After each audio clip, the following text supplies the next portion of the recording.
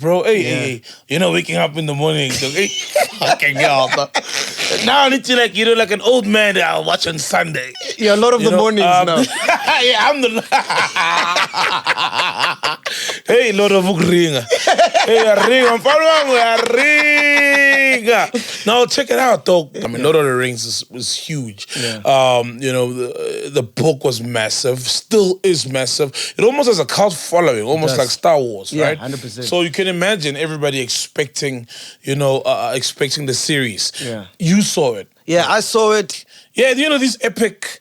There's always a lot of characters from different parts and in these epic movies. Yeah.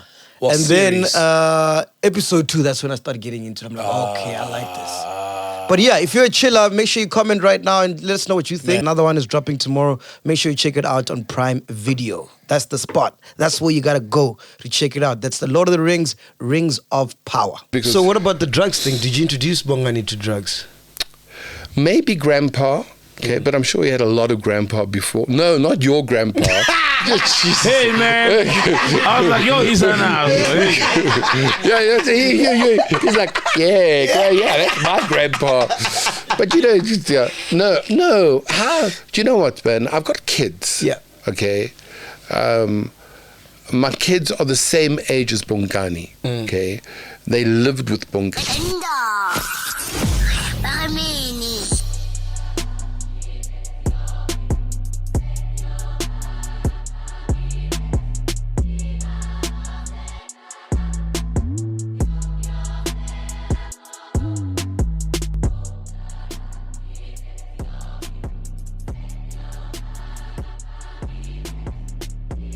All right, episode 389. Wow.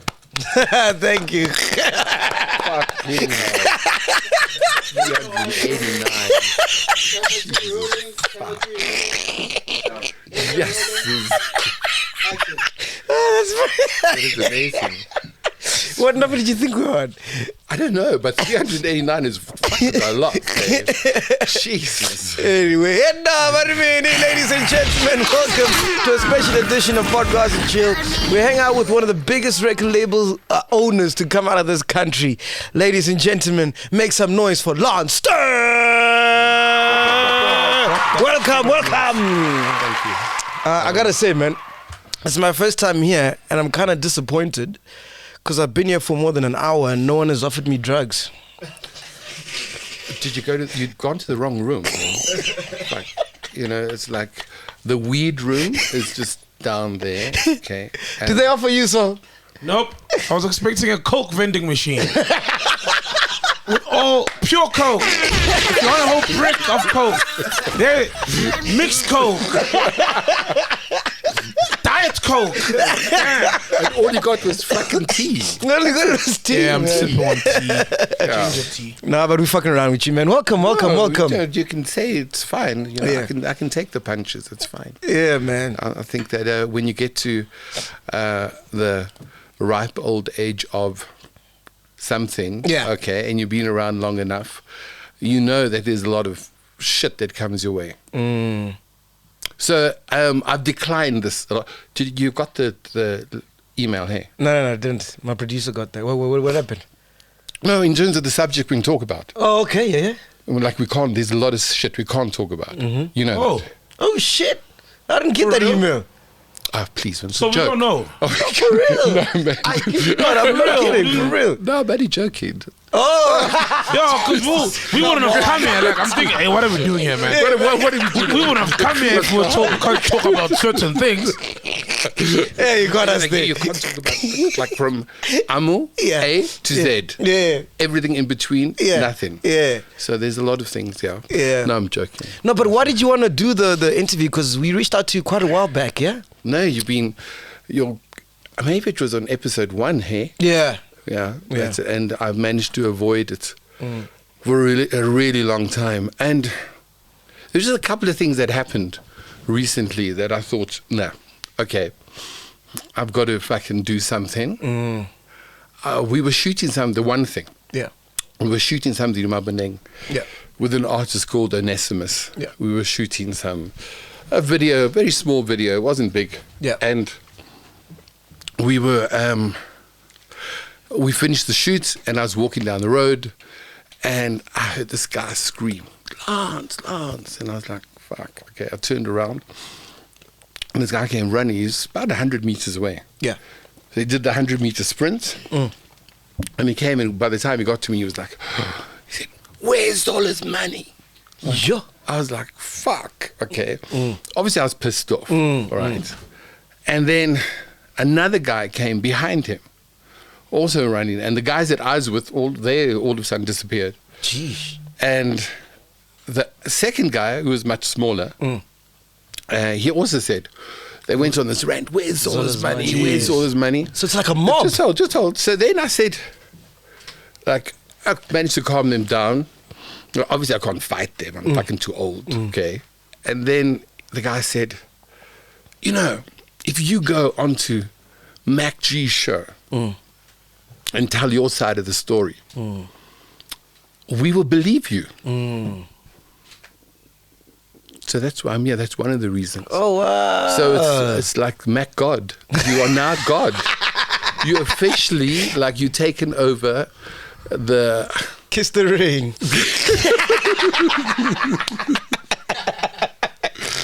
But it was quite amazing. Yeah, But they were very serious about this. Okay, I mean you know, you've got this like Pope thing now at the moment. You know, where people must come and confess to you. And no, it's not even like that. People just want the truth. That's no, it. of course. That's it. No, of course, I'm joking. But they obviously on the street. So that was the one reason. Then the second reason was because my youngest child is really pissed off. Okay? She's at Wits. Okay. And they get your pronouns right, guys. Yeah. They would come to me and they would say, you got to clear the shit up. Nah. Like, I'm tired, you know, the surname that you have, which is not my surname, I was adopted, okay, is causing shit because of all these things running around. Yes, There is drugs. controversy. Yeah. So it would be really cool if her surname was Smith or Jones or Tlamini or something like that, which was common. So we'll address everything and all that. No, we later don't. on. Later on. Yeah, it's fine. That's interesting. So you're adopted. I never knew that. I was. My father died when I was 10, and then I was adopted by a German gentleman who died a couple of years ago. Okay. So. Where did and they that's find where you? I got. Did they find you? Where did they find me? Or? No, they didn't find me. No. No, my father it was my father and my mother. They were together. My mother remarried, and then my stepfather, he adopted me. Oh no! And there were forms. They came, pick you up, you know, squeeze you like an apple. 2 seconds is fresh. Yeah, let's adopt this one. Which drink do you want there? Don't worry about it. Which one do you want? Cool. So is that why you moved to the UK then? No, I've got a very weird sort of. I was born in Cape Town.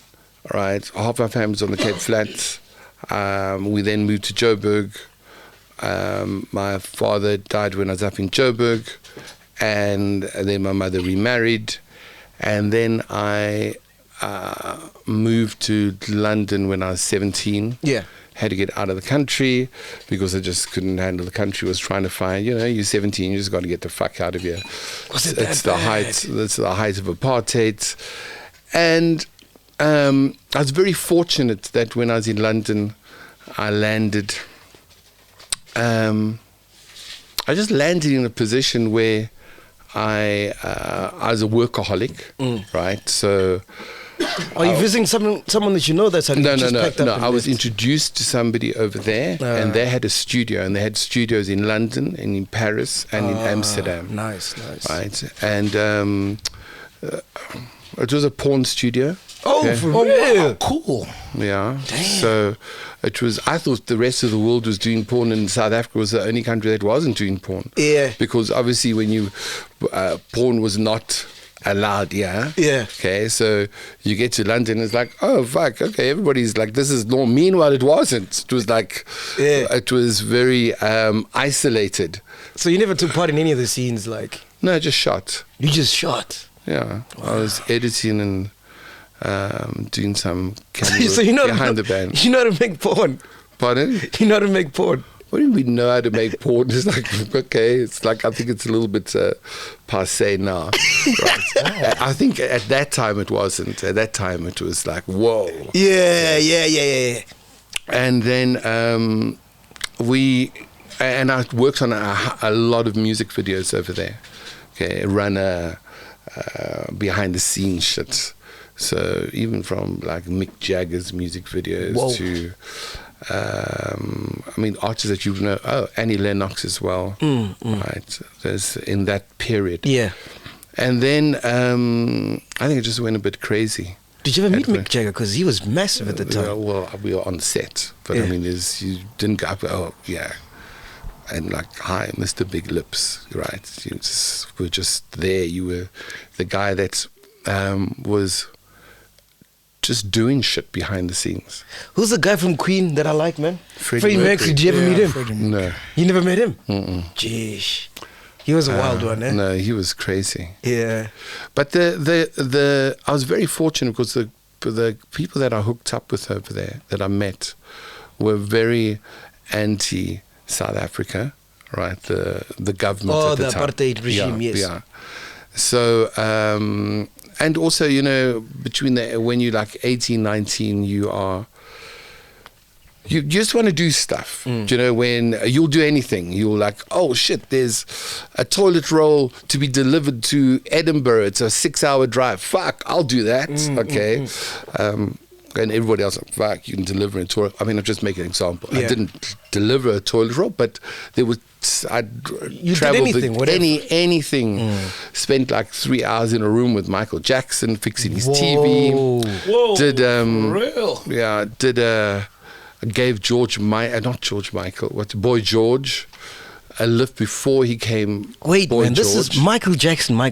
Yes, Michael Jackson. And you're in the same room with him? Yeah, alone. What? Fuck, yeah. And What is it? Does he say anything to You you? weren't 8.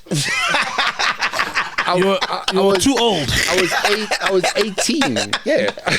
Too old. Way too old. Did you say anything to him? Yeah, no, what happened, we were at the studio. Okay, this chair's a little bit weird. Are you not There we comfortable? go. Are you comfortable now? Yeah. Yeah.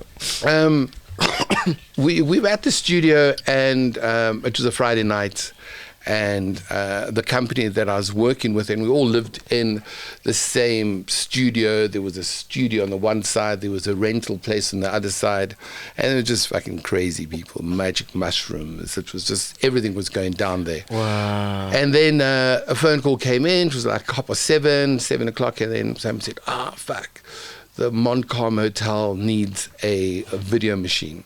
Right, because at that time people didn't have video machines; they were hiring video machines.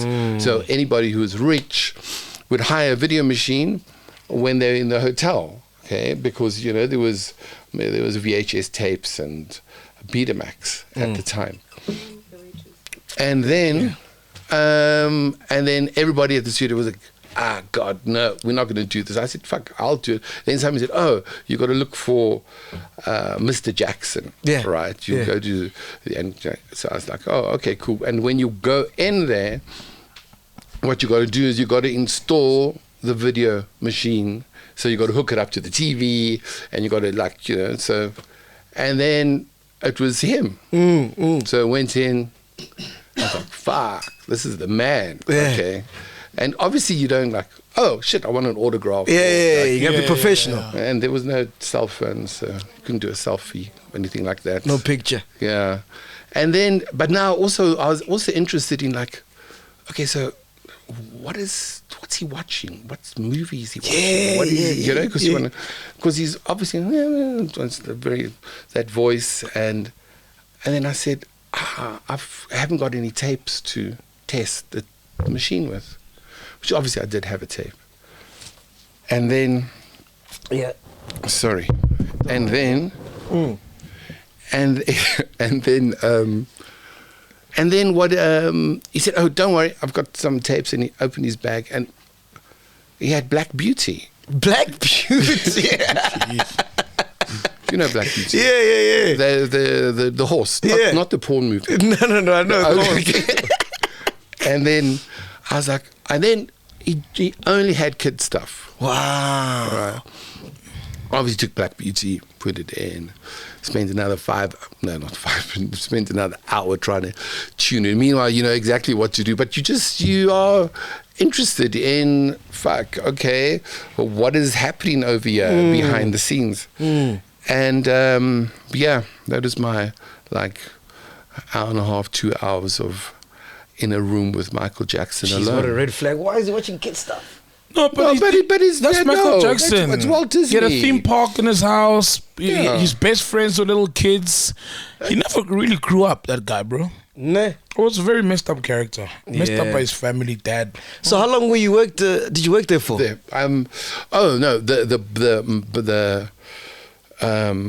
Boy George instance, that was even more. You know Boy George? No, I don't know Boy George. No. Which one is Boy George? Boy George. The one who was a comedian. judge on What's Got Talent. Yes. And then he had fucking number ones, or he was in the front page of Time magazine. I know I Boy George. have to Google him. Yeah, you must Google him. Yeah. Boy He's a George. big star, yeah. Fucking huge. Anyway, I used to do a lot of trips from London to Manchester, Birmingham, just setting up equipment and doing shoots of that. And, you know, used to drive and used to get be by yourself. And at the beginning of the highway, right, there always used to be queues of people just standing, waiting to be you know. And then I used to go down the line, and then that person's interesting, okay. And there was this guy dressed in a clown suit, okay. So I was like, oh fuck, that's interesting, okay. No, him, made him come, and he ran and got in, and all the way from London to Manchester, where I dropped him. The only thing you talk about was how famous he was going to be. For real. For real. That's all he said. He doesn't know how it's going to happen, but he's going to be on the front page of Time magazine. It's going to be either fashion or music, but he is going to be fucking famous. And he's just listening. And I'm just listening to this guy telling me, we talk, from South Africa. Oh, fuck, where's that? Okay, all that shit. And then I think it was about 3 months later, I was with my girlfriend. There was a TV program called Tis Was on Saturday morning. So I used to wake up Saturday morning, smoke a joint, watch Tis Was. And it was like one of these kids programs, but there's always crazy shit happening on it. You know, where they take a ton of, maybe 500 tons of baked beans and through just go. Yeah. And they had all these celebrities on. And then he was there, and I was like, fuck, it's that guy. And then my girlfriend at the time, she was like, oh yeah, it's George, you know. It's like, I said, fuck, okay, no, because he just came out with the track Karma Chameleon, which was massive. Jeez. So, it's interesting how, when somebody believes that they are going to be the thing and the most famous thing, how it manifests itself. Yeah, it's manifesting, you know, and it happens. But Zola did the same thing to a certain degree. I don't think he manifests at the end, but the beginning he did. How did you do that? I was at Y. I went with Y with Ghetto Love. Do you remember Ghetto Love? No, I don't remember Ghetto Love, man. Ghetto Love, the 4 girls. There's Wonder in it. Wonder, 4 hot girls. They appeared nude on their first seat. Oh, where are they? They're somewhere here. Ghetto Love. You don't know Ghetto Love? Anybody know Ghetto Love? No. LUV. Oh my God. This is embarrassing. Oh shit. I only know the pop stars. Jamali, is it Jamali? Yeah, Getolingo, Jamali. Getolingo, yeah. No, they were around the same time. They even won a summer. Ghetto Love Yeah, I did. see it. I saw it here, in fact. Ghetto Love. Ghetto Love for Foreplay. Yeah. Best dance single. Yeah, they did a lot of foreplay. 6 They were there. Fucking, and then Ghetto Love, sorry, where were we? We're talking about? YFM. Oh, YFM. The Zola that's right. story manifestation. Yes, so I went in, Ghetto Love they were the hot thing at the time. So we were pushing their single and I walked in and then Zola was there and he had these headphones on and he said, you got to listen to this, And then oh, okay, fine.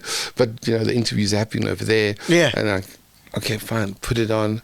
And I'm listening, and he's got big dreads. The dreads are like this big. They're the biggest dreads you'll ever see. And I'm listening to the music, and I'm like looking, and I'm thinking, like, fuck, dude, no ways. Sure. There's no ways you're going to, there's no ways this is going to happen at all. And then he's like, so what do you think?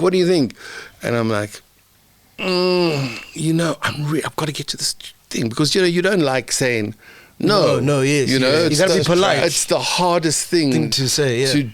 To judging other people's dreams. Fuck, it's hard. Yeah. And he then, but there was no way that track that he was playing me was going to happen. And there was no way that he was going to happen with those dreads. Forget it. It was not happening. The track was horrible. Just terrible. It was fucking awful. Yeah. Okay? Dreadful. As well. And you should have a drummer here. Oh yeah, he's got sound effects. He's Hey, got drop the fucking shit of yours. Drop that fucking thing of yours. Then, and then like we were doing Yuzo at the time, okay. Yeah. And then there was a track. We had the instrumental of Ghetto Fabulous, okay, and the instrumental was just banging. Like KB had produced the track, and every time I'd listen, I said, "Fuck, this is going to be the biggest thing." And then KB was like, "No, this is my track, this is my instrumental." I said, "No, it needs vocals on." Oh, and we fought. Fuck, we fought so much about the vocals, putting the vocals on. Then when we were doing User 2, I asked Desiree Marcraft and the producers of User 2, because we were doing the soundtrack. Yeah. I said, every single actor that's there, send them through, and we're going to see what we can do with them in the studio right here, right, to see whether there's somebody had potential. Okay. And I wasn't in the studio at the time. I was at our offices, and then KB phoned, and KB said, "Fuck, you can't believe this is the shit. That track that that you fucking, my track, who I don't want any vocals on, it's got somebody on now." Yeah, right? yeah. And then KB also jumped on the track as well. And it was Zola. Yeah, it was Zola. And then Zola was like, yeah. And then he came up, and I was like, who's this guy? Okay. And then he reminded me, don't you? I was like, oh, fuck, no dreads. Yeah. Yes. Yeah, you're looking the part. And then he became the part, and he played the part, and he was the part. Proper action. So that was the first interaction you had, or second? The second. And then we went straight on to record the album. That's the one with Ndrembe. Yes, Ngwembe and all the tracks. Oh man, that was an iconic album, man. That album, strangely enough, the guy that produced Tsotsi, okay, the only reason he did the movie was because of that album. Wow. Because he arrived in the country, went to Rosebank, went to Musica, it's no longer there. And can you imagine now what happens? Like, where do you get music? And he went in, and he was so, well, we were also fortunate that was he picked up the CD, he said, he looked at the cover, he was like, fuck, this is interesting. He didn't say fuck because he doesn't swear. Yeah. Peter Fodorkowski doesn't swear at all. He's a very British sort of like, and then he said to me, no, he looked, and luckily enough, my number was on the back. And he phoned and he said, I need to have a meeting with you urgently. I'm working on this movie, and I've just found the album that I believe is going to be the soundtrack, like the soundtrack for the movie. And then we met, I think that afternoon we met in Melville, and he sat there, and here was this like 56-year-old white man okay, who was Polish, okay, living in London, and he said to me, he said, yeah, I want Zola playing the lead, okay. The Of Tsotsi? Yeah, Zola was supposed to. Zola's supposed to. Yeah. Jeez. I want Zola to play the lead. This is going to be the soundtrack. And then he said, I said, so, okay, so where are you going to take this movie? And he said, I want an Oscar. Huh. I want this movie to win an Oscar. I was like, wow, okay, we're in. Like, if somebody's going to say that, obviously, and guess what? This is his first movie he's making. He's never made a movie before. Hey, you niggas have been manifesting, hey?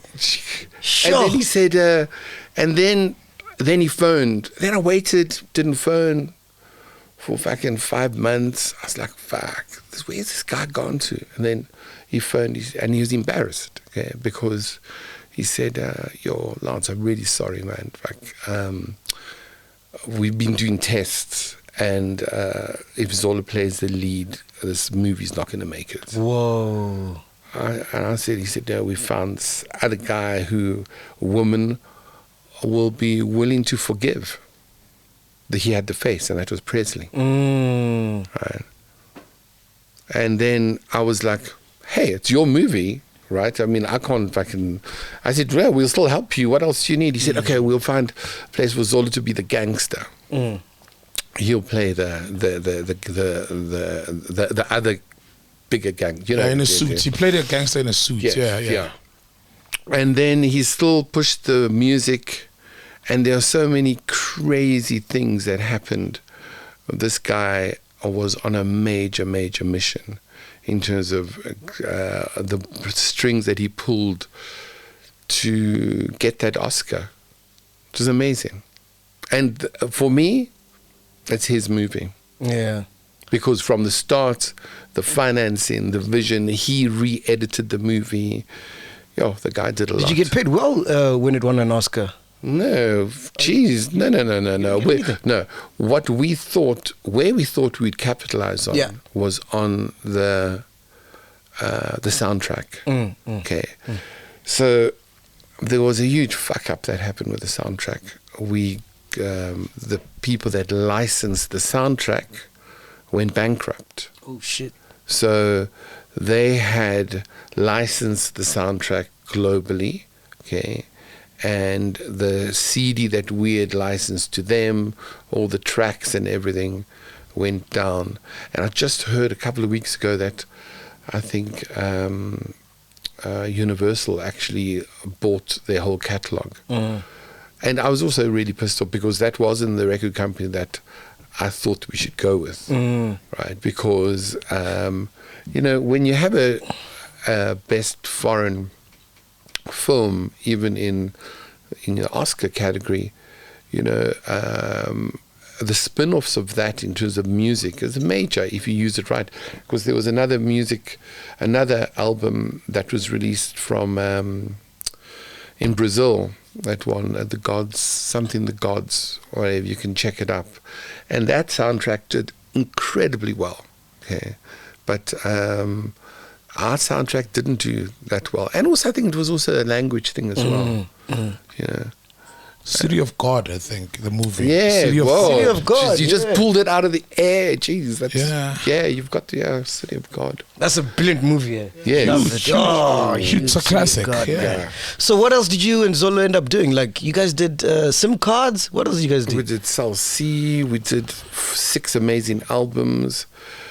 So the movie, not the movie, the Zola 7 program. Yeah, TV show. The TV show. It's very weird because there was another show in London by a guy called, I've just forgotten his name. He's a paedophile. He's alive. No, he's dead. He died. That big one, Jimmy Savile. I've You got my got him. case coming up next week. Yeah, Jimmy Savile. He used to say that. Oh, Yeah, like every time they'd ask him, I've told you about it. He's like, no, I've got my pedophile case coming up next week. And he was like, but he was a literal pedophile, Jimmy Savile. Yes. So he had a program in the UK where he made people's dreams come true. Do you remember? Yes, they wrote letters. They wrote letters in, and then he would go and he'd raise funds and yes, yeah. So I checked that, and that's how it was long ago. You're just looking around. No, I'm trying to get the name. I forgot the name. I've just forgotten it. Anyway, I used to watch that it was also on a Saturday. I think it was also the times when you're getting stoned and watching TV on a Saturday morning. And that was the sort of knockoff, not a knockoff, but that was also the premise of Zola 7. Yes. Okay. Right, because don't forget that there was, before Zola 7, there was Zola on 5, which is another program. Yeah. And then Ernie Vosloo and Okra came together, and I was like, okay, the Jimmy Savile thing, and then look what happened to Jimmy Savile. Oh, what a asshole. Totally. So then, what part did you play in it? So you created the show? No. Okay. There was Okra was commissioned by SABC, and then I was just given the ideas from that show. Say, no, this has happened before. This is not like a new thing. Okay, so this, and then we did some more research, etc. And it was very. It was a time when I think the country actually just needed that person. Yeah. So were you involved financially? Because when we had Zola on the show, you mentioned the first couple of seasons he had to pay from his own pocket or something like that. Yeah. You mentioned that. Or at some point he paid out of his pocket. Yeah, maybe the not last... the first, but the last few seasons. No, what happened, and it's very sad because I think that that if there's anybody that had the biggest opportunity in the country, that was given the biggest opportunity in the country, that was Zola. Zola was given everything. It was, when I say everything, a TV show, SIM cards. He had it all. You know, he had it more than... But it sounds like he didn't own any of those things. Yes, he did. Doesn't sound like it. No, I'm telling you he did. When we left, right, he had a TV show, he had equipment, he had crew, he had the South Sea thing was huge. He had a clothing line, he had everything. He had everything. Everything. God, are you going to cry? You don't have to cry. No, I'm joking. I'm listening. I'm listening. I'm joking. But hey, you're in your old jokes. Hey, you've got daddy jokes. I'm going to get this.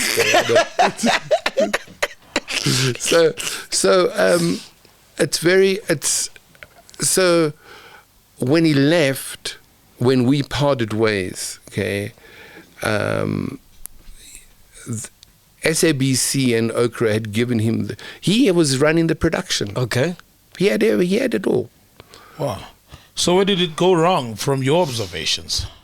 From your vantage point?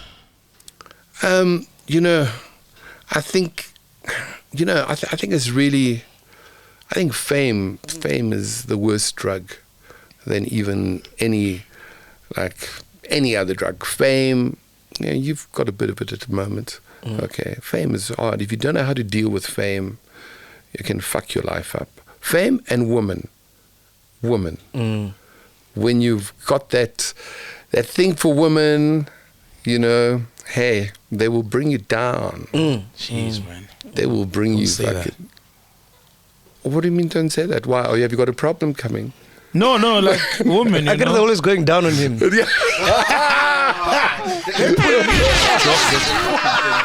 But I'm staying up. Fame and women. Fame and women, and obviously, if you're not understanding the industry and actually how the industry works. But Lance, okay, because like when we had Zola on the show, this is what he said, right? He says Lance has got a special place in hell. I know. Where there's most closest to the coals. I thought that was a brilliant line. Yeah, where there's most coal, that's where he will burn. He has destroyed so many people, it's not even funny. Even the people I found at Geraraf, people who are older than me. So, you're not explaining what happened. Like, okay, it's fine, there's fame and there's money, but what happened? Like, what do you mean? Okay, between you guys, like in layman's terms, like, okay, was it money issues? No, Did he get too big-headed? No, it wasn't money issues to begin with. It wasn't money issues. What had happened? Oh my God, this is all going in the book, right? So, oh yeah, you're still writing the book? Of course, oh, yeah. I have to write the book. You can express it more easily 100% than in a podcast. For sure. Drinking whiskey. Yeah. It's really hard. We prefer the latter, but... So, where it started going wrong was there was a person that used to work in our office, right, who Zola was having an affair with, okay? And she was the booking agent. And she was our booking agent. And what was happening, she was running a parallel company next to our company that we didn't know about. And then when we uncovered that and found out, oh, fuck, look what's happening over here, we had to lay charges against her. So we laid criminal charges against her, okay? And then Zola was like, he was on a shoot in PE, and he phoned and he said, if you don't drop those charges against the person in question, I'm leaving. And I was like, phew, okay, cool. I said, we're not dropping the charges, right? And that's where it started. That's where it started. Right? Crazy. And then obviously what happens is that you're catching so many balls behind the scenes. Okay, and when I say you're catching so many balls, there's a team of people, right, that are handling shit. And any shit that happens, you've got a brand to protect. Of course. Right? Yeah. It's your livelihood. And it's this person's livelihood as well. So, for example, if there was a lot of shit coming out around you, if I was handling you, I would protect it. Of course, yeah. You know? Yeah. And I think he didn't understand that shit. Because, I mean, the sort of kind of allegations he makes where it's like, I've paid journalists to write about him. Do you know, it's like, I'd like one journalist to come forward and say, who have I paid?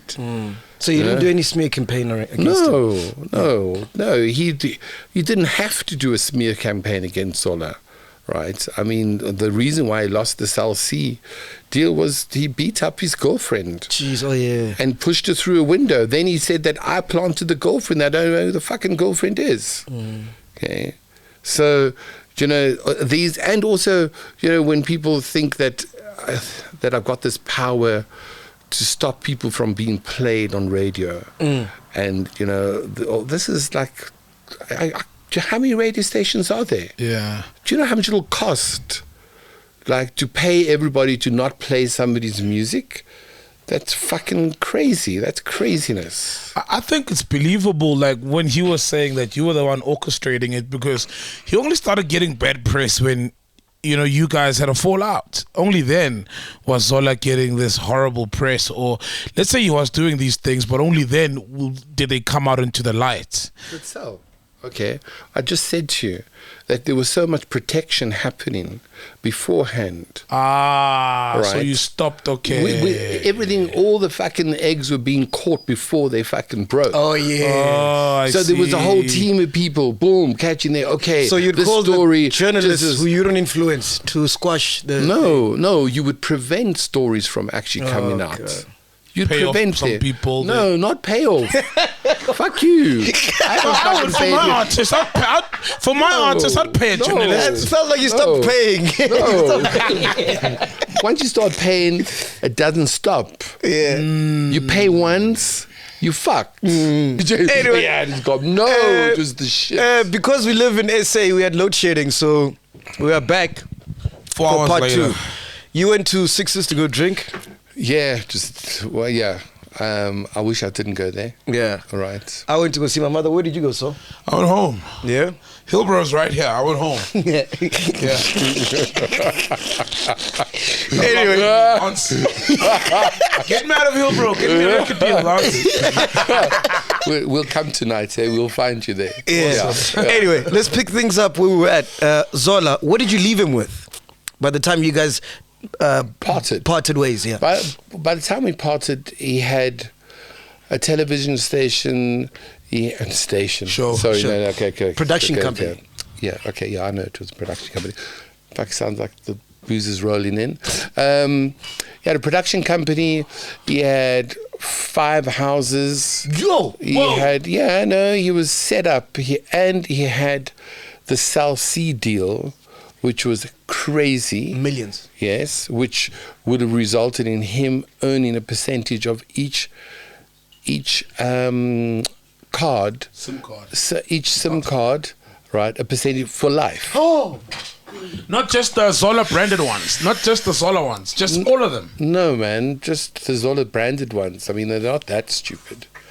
But that's still a good deal. It's a fucking But for incredible life, deal yeah, for yeah. life. Because Jeez. South Africa loved him at that Yeah. point. And then he had the clothing line, which was in Edgar's, and the brand was second next to Madiba. He was the second most famous person. Yeah. And loved, yeah. And there was no way that I could influence that brand being that high. Do you think he could have gotten to a point where he was the first artist to become a billionaire? Easily, really easily. Easily. And it's very sad because I think that it's at that point that because you haven't had money before, right? And the money combined with fame, combined with everything else that it comes with, vaginas, it comes with a lot of things. It does. I mean, you know, you guys are there now. Yeah, I hope you learned from what Zola. One vagina for me. Okay, that's good. Okay. One vagina man here. One pussy. Hey, pussy. Hey, my child's gonna kill me. Oh, I like that. We Right. gotta get a shirt, man. Vagina man. One vagina man, yeah. You're looking at a one vagina man. Complete one vagina man. And and if you can't handle that kind of fame, all right, and you are going to you're not going to be able to carry through. So if you do something wrong, right, the media is going to pick up on it. Do you own his masters? You see, the problem with Zola was that when he was here, he never wanted to sign. We had a contract. Yeah. Okay. So any sync deals that we do, like, it's shared between him and us. Okay. Yeah. So that means you didn't own his masters. No, we do own his masters, but it's sync deals. You know, when sync deals, if it's used in adverts or whatever, it's split. Yeah, synchronizing, yeah. Yeah. Wait, man. Do you understand that? So Yeah, so he gets. So if they they own the music, the masters. We own the masters, but it's still split between the artists and the record. When it's label. manipulated, when it's used for an advert. so he's still making money from his Yes. music. Okay. Yeah. Okay. So if, for example, we hear a Zola song in a movie, and that movie paid Get Her Rough or Motherland or whatever it is now, 100,000 rands, for example. He would get a share between whoever was on the track with him. And And then obviously he's getting composers' royalties from Samro and Needle Time from Sampra. Man, I want to move on to your other artists because, like, dude, you probably met all the artists in the industry. Like, there's so many guys that you've helped along the way and stuff like that. But what did you think about Zola when the whole media was doing this whole frenzy, like recently now, wanting to help him and celebrities coming out of the woodwork and stuff like that? With his ill health. You know, I think if you want to help anybody, it's great. Okay, I think that we all try and help each other. I think that one of the strong things that needs to happen, he needs to, number one, look in the mirror and actually start taking responsibility for his actions. And then he will heal. When last did you speak to him? I speak to his kids. You speak to... I don't think he'd be happy about that. What do you speak to his kids about? They phone. They need help. They need help at of various things. And you help them out? Why wouldn't I? Don't tell your kids to call me. Jeez. So like they'll call you for like school fees, Hey, electricity. I'm not gonna get into that because he needs to sort his house out. So and then him, when last did you speak to 5 houses out. No, I think he's lost them. When the last time I spoke to him was when I think he sent me I didn't speak. He sent me a WhatsApp, which is a very threatening WhatsApp. So I haven't spoken to him. He's spoken to my child, my youngest child. But is there a way that you guys can rekindle things? Because like when I've spoken to him, I've spoken to you, I still sense a lot of love. Like you guys really care about each other. You know, I think that once he's just got to, he knows what he needs to do. He knows exactly. Haven't you picked that up, so? Yeah. There's Admiration for each other. some respect. I mean, after all, you did change his life. And I mean, in a way, also, he didn't change your life, but you did make history together. Yeah, And lots of money. Well, you know, I think that the sad part was that I really believe that he could have actually helped a lot more people, and he could have been in a much stronger position at this point in his life. He could have been. I mean, there was one article that at some point he could have been the next president. Jeez, that's not far-fetched, man. No, it's not far-fetched. Zola was massive, bro. People are tired of politicians, but Zola people could relate to. Yes, He was relatable, yes, yeah. he spoke sense, he's well-read, and is smart. Sounds like you're talking about you, so. Well, yeah, I'm that as well. I won't. But do you mind sharing the details of, like some of the details of the text you got from him, the WhatsApp text? Aish, I think I wish that my phone didn't crash, but it wasn't a nice text at all. It was just very threatening and just stupid, just very stupid, very immature, and he needs to grow up. You know, I mean, he also needs to understand that he's got people to take care of. And he's not 7 anymore. That's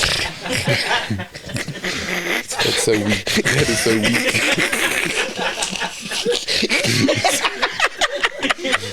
Well, you said he must grow up, not me. All right, man. Let's move on to the next artist, right? So, because you've worked with so many artists, this will take like 3 hours. If we Amu. There's Amu. Yeah, what about Amu? We forgot about Amu. Okay, let's start with Amu then, but make Because it quick. it's A. Yeah, you make it quick. What happened with Amu? What happened? Yeah? No, he was amazing. He did songs. He's having a really good life. Oh, you guys are still cool. Yes. Yeah. If you've got, let's say, an artist and you want Amu as a producer, he'd freely help, contribute. He's not producing anymore. I mean, he's doing shit in his room and he's messing around. I mean, he's doing other things in terms of earning money. Yeah. You know, I mean, things have moved on. People are doing songs in toilets, in bathrooms, everywhere, you know, on their laptop. No wonder I'm sure in the shit. break. Yeah, I'm sure in the break. Full of it. Yeah. Morafe. Was it your concept? No. Okay. The Morafe came from Tasso.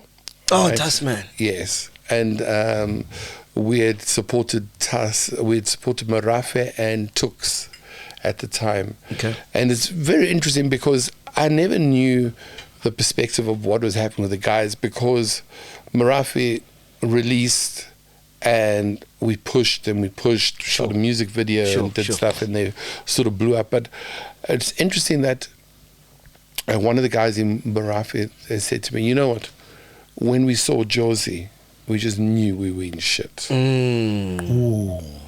you know, and you don't know that at all because the universe is just like doing things. And you had them at the same time under one label.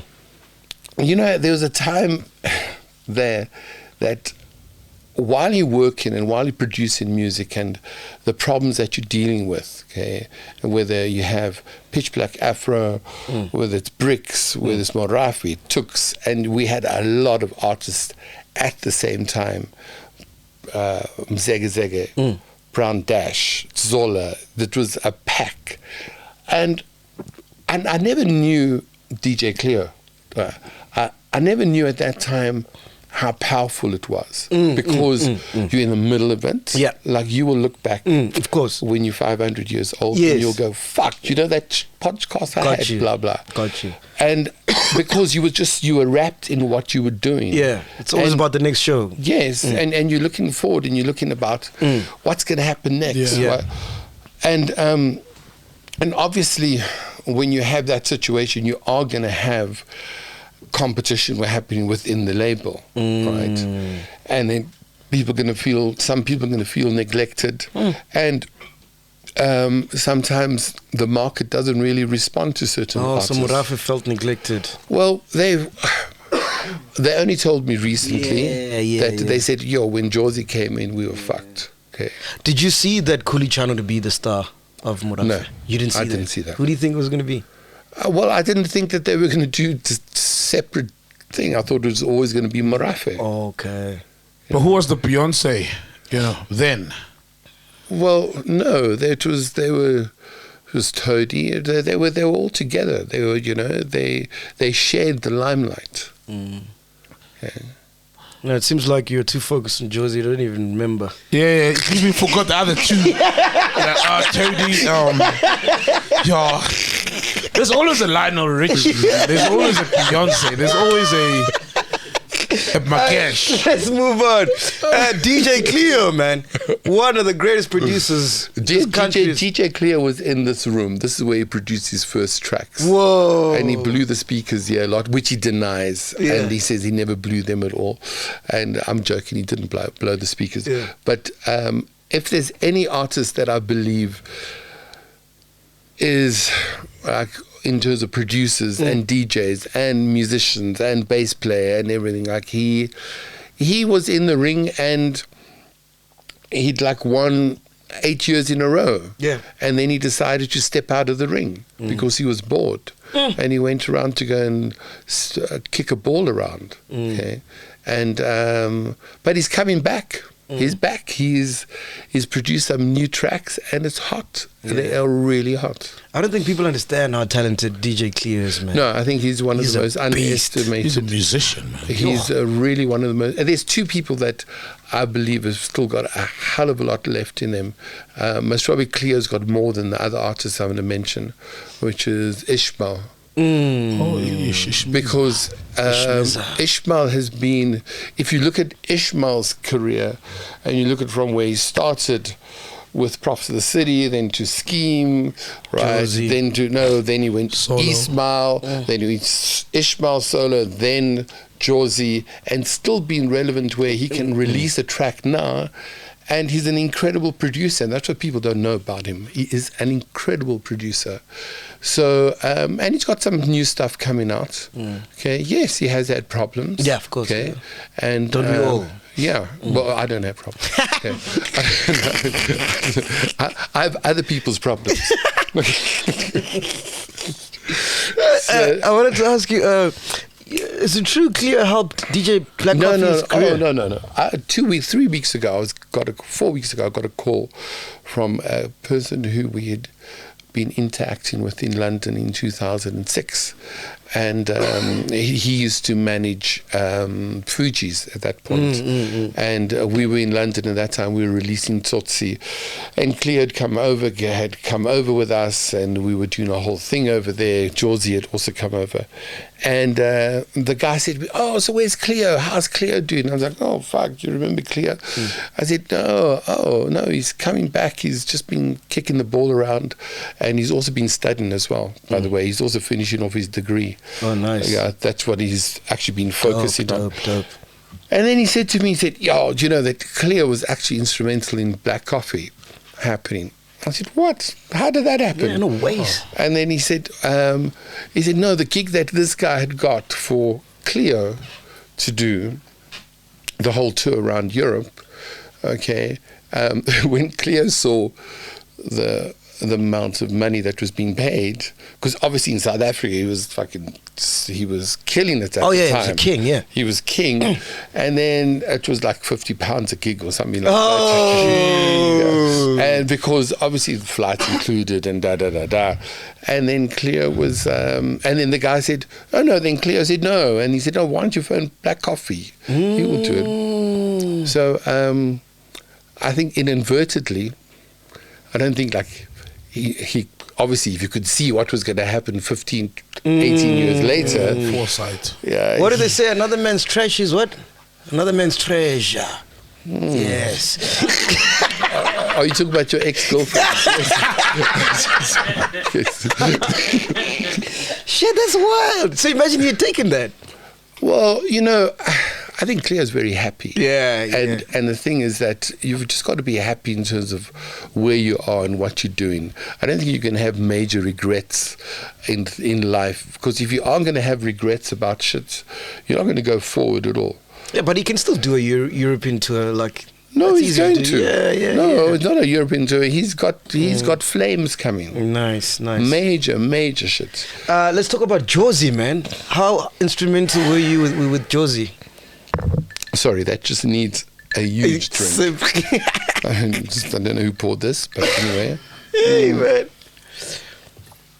It was really interesting with Jozi because from Profs to the City in 1989. Yeah, 88. 1988-89, that's when I put Profs to the City together, and we had made this long... First hip-hop group, by the way, ever in SA, right? Yes. Yeah. It was the first Shout out, group. man.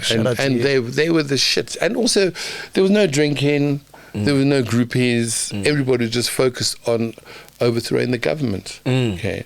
So the music at the time was political. And then we, with POC, after the elections, okay, sort of like the message that POC had, right, at that point was not needed anymore. Everybody wanted to quiet her. They were like, yeah, we're going to party now. Yeah, we want freedom. We want to celebrate. It's this party. And like POC were then like, fuck, okay. And also that generation that had moved with POC they'd moved on. Now you got a new generation coming up, and that generation went into Kwaito and that. Okay? How crazy! The one thing they were rapping about ended up killing them. Yes. No, it's crazy. And also, if you listen to POC's lyrics of the track with Mandela on, okay, everything on that fucking track, go and listen. It's like a prophecy in terms of where we're sitting right now. Wow. Yeah. Which is very sad, because if the government had just listened and went, oh shit, this is the blueprint. Okay, let's just listen to what the fucking, what they're saying about education. Oh shit, they're saying about this. These are the things we must concentrate on, which the government didn't do. The government went and did the arms deal, right, and spent a lot of money on the arms deal. But anyway, as that went, then Ishmael got into Scheme, okay, and which was sort of like, how can I say this easily? Because we went to hip hop. Now all of a sudden we like, oh fuck. Now we quieter. Okay. So it wasn't something that we like were like, yeah, this is like, oh my God, no, what's going on here? Okay. And then when Scheme released the track Vavacier, which just fucking blew up, massive. That's the first time that I was like, wow, okay. Oh, so Scheme was under you, yeah? Yes, Okay. Scheme. Dope. And then, of course, Scheme was fronted by Ishmael. Then How later, did you meet Ishmael? Ishmael became a dancer for Profs of the City in 1991. Okay, him and Junior from Boom Shaka. Okay, so they were dancing for for POC. And then only on the second gig, I think Ramon said to me, fuck, he can sing. I'm like, what? Oh, okay. Like, yeah, he's been done. Wow, check, he can sing. And that's why Ishmael became one of the lead vocalists in Prophs in the City. Reminds me of Camera Guy, this one here. Yeah. He's in my new single. He can sing as well. Oh, wow. Yeah. Great. Okay. He used to be a cameraman, now he's a singer. Whoa. Okay. Anybody can do it. Yeah. Auto-tune, it's happening. And then, as that was happening, then there was like a dip in Prophs of the City. Okay? And then in 2004, when Brenda passed away, okay, Reddy D phoned me. And D has never, ever said, fucking, like, shine the light there. He's never, okay? I mean, and he phoned me and said, fuck, Lance, you really got to check out Brenda Fassie. Okay? And I was like, no, he didn't say Mnkayi Fassie. He said Bongani. Bongani who? Mnkayi Fassie. What? Why? He said, no, like, you really need to help him. And I was like, I said, where's his head? How's his ego? That's like the first thing you like. He said, no, it's nothing that you can't handle. It's like, nah. I was like, yeah, fuck. You said I couldn't handle that shit. I didn't handle that shit. Yes. And then it took me about 2.5 weeks to find him. I was phoning all the time, phoning different people. And eventually on a Saturday morning, I found him. Bongani, this is? Yes. I found him and he was in Buccleuch and it was 8 o'clock in the morning. And I thought, fuck, let me just go and see what's happening. And I went down there and drove into the driveway and Les was there and it was just not a nice sight. Yo. Whoa. Yeah. Okay. Oh yeah, because his mom had gone. And there were just a lot of people, there were a lot of dogs, there was no electricity, there was no food. It was just not a cool thing that was happening at that point. Jeez. Okay. And for me, obviously, I was there for the music in terms of listening. And I listened to a couple of, but Brenda had interacted with me way before, and she always said, "Oh, my son's a genius. My son's a genius." And I'll be like, "Oh God!" Every mother says they, right? And also, I'll be thinking, "Fuck, there's no ways I'm going to work." Brenda has it. Nice, see you, ciao. Okay. And also, Brenda was obviously with EMI, and then we moved him out the second day. Sure. The next day, Sydney went and picked him up. And then also, because I could see... Whose house at Buccleuch was it then? It was Brenda's house. Oh, Mom's house. Yeah. Okay. She stayed there. And she stayed there. And then when I went, at that point, when Sydney went to pick him up, I also knew that because there were a lot of hangers-on, right? There was he obviously operated in a crew, okay? Sorry, sound guy. Okay. He operated in a crew, but obviously Les was at home. You know, Les was like he's soft. The Friends. Yeah, he's soft. The Fresh Prince of Bryanston. Yeah. He was there, and then so I said, okay, you can bring 2 people with you. Okay, because I said, but only 2 people, so there were 3 of us, and those 3 people moved into here. Right, because then we hired downstairs, okay, and that's where he stayed until the person who owned this place, right, until him and Bongani had a major fight. Derek Larkin, a lot of fists going on. Jeez, so I had to rush down here, and that's when I took him to our place in Auckland Park. Auckland Park, yeah. Yeah, where I heard that you were also loitering there, hey? Yeah, man. Hey, what's going on, dog? Yeah. Hey, man. and then he's always like, I'm going to try drugs. Yeah, right. No, I don't know about the drugs, but no, he told me earlier that he'd been to the house before. I was there. I was there with Cleo Ranaka. I've told the story before, yeah. Yes. Yeah. It is Dano and Tessa. At the time, there was a lot of things happening in that place. Yeah. But it was obviously in the cottage. Yeah. We didn't really know what was happening. We were in the house. Yeah, they were cooking. Which wasn't even a house, which was just a big cottage. Okay.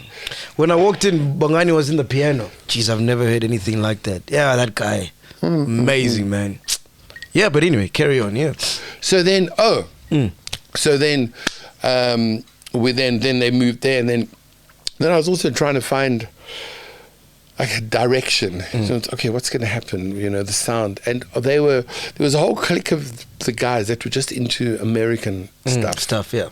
Like, obviously spearheaded by the one and only Fresh Prince. Yeah, the Les, yeah. Yeah, and then I went and I got a load of CDs one day at Reliable, right? Reliable had this massive warehouse close to Edgardale, and I went in and I just took Bongani with just. I said, "Yeah, like listen to this, okay." And because I wanted to find the continuation of Prophet's sound, Prophets of the City sound, but make it more accessible and more commercial. The problem that POC had was this industry is all about songs. Okay, you cannot move forward as a group, as an artist, if you don't have songs that are fucking happening. You can't. Okay, and. First, there was a bit of reluctance in terms of using South African samples or even a South African sound, okay, because everybody was trapped in the American thing. And I pushed it, and eventually, like, now we're talking. And that's when Ishmael came in, and then Crazy Lou was also living there as well. He was living in the tree house somewhere in my child's tree house. And my child would always go, "Why is he living in my tree house?" But it wasn't a tree, it was like, it wasn't a tree, it was like some. Anyway, and then Jozi, because Jozi, what I could see was that Jozi could have been the super group, okay? Even after Crazy Lou left, it was fine because you had Ishmael, Brenda Fassie, and you had Deleuze, and everybody played a major part in bringing certain elements into the group that could make it massive, okay? And I managed to take them through to Spring Break. That's where the shit started. In America? Yes. Damn. Oh. Yeah, we went and we took them to Spring Break. I met somebody that had come from Adult Swim, okay, the channel, and I did some favors for him over here, and then he said to me, one day, he also had TLC, and he said, one day I'm going to do you a favor, okay, and when I phone you, you must just be ready. And I was like, oh, fuck, okay, I wonder what he's going to say, do. And then he phoned me, and he said, okay, I've got you on Spring Break, okay? You bring the artists that you think can crack in the States. Wow. And so I was like, we're putting this whole show together. And then we did a massive go-away party at Jabulani Mall, where I think it was fucking like 10,000 people were there. And we couldn't take everybody with to Spring Break because certain people couldn't get visas. There was a visa problem and all the shit. And eventually we managed to get the group there, and then Cook 299, who we spoke about earlier, he came with. And that was the first time where I could actually see, wow, okay, there's a reaction, because it's very difficult getting to Spring Break. Okay, first of all, the guys lost their minds completely. Okay, because everything they've seen in movies is there. It's there. Yeah, it's there. I was like, fuck. Okay, this is like, there's no acting in movie. No, this is real. This shit is going down here. Yeah. Okay? I mean, I remember we were sitting at the back of the stage before Jozi was going on, and we looked, and there was a whole flat that was overlooking the beach. It was like, there's people having sex on the balcony. Can you see that? And everyone's like, yes, wow, what is good? Yeah, But and I remember the first night, like the police brought Mnkayi back. Okay, Mnkayi had just like disappeared, like gone. Have you ever been to spring break? No. Oh my God, no! It was mad, and it was also mad. Just trying to keep everybody's heads right, because you will lose it, especially if you're already like going up, you rising. Now you get to fucking spring break, okay, and you're like, fuck, we've arrived, okay. And meanwhile, you've still got a fucking, you got a far way to go. And then when we got back, that's when all the shit started. And then they broke up. Actually, they didn't break up. Mnkayi left. Yeah. There's a lot of other things that happened, but we've only got, how many groups we've got to talk about? So spring break broke up Jozi. Spring break had an influence on Jozi broken up because of the egos that were displayed, and also drugs, which later got into the group. So, yeah. And also influences.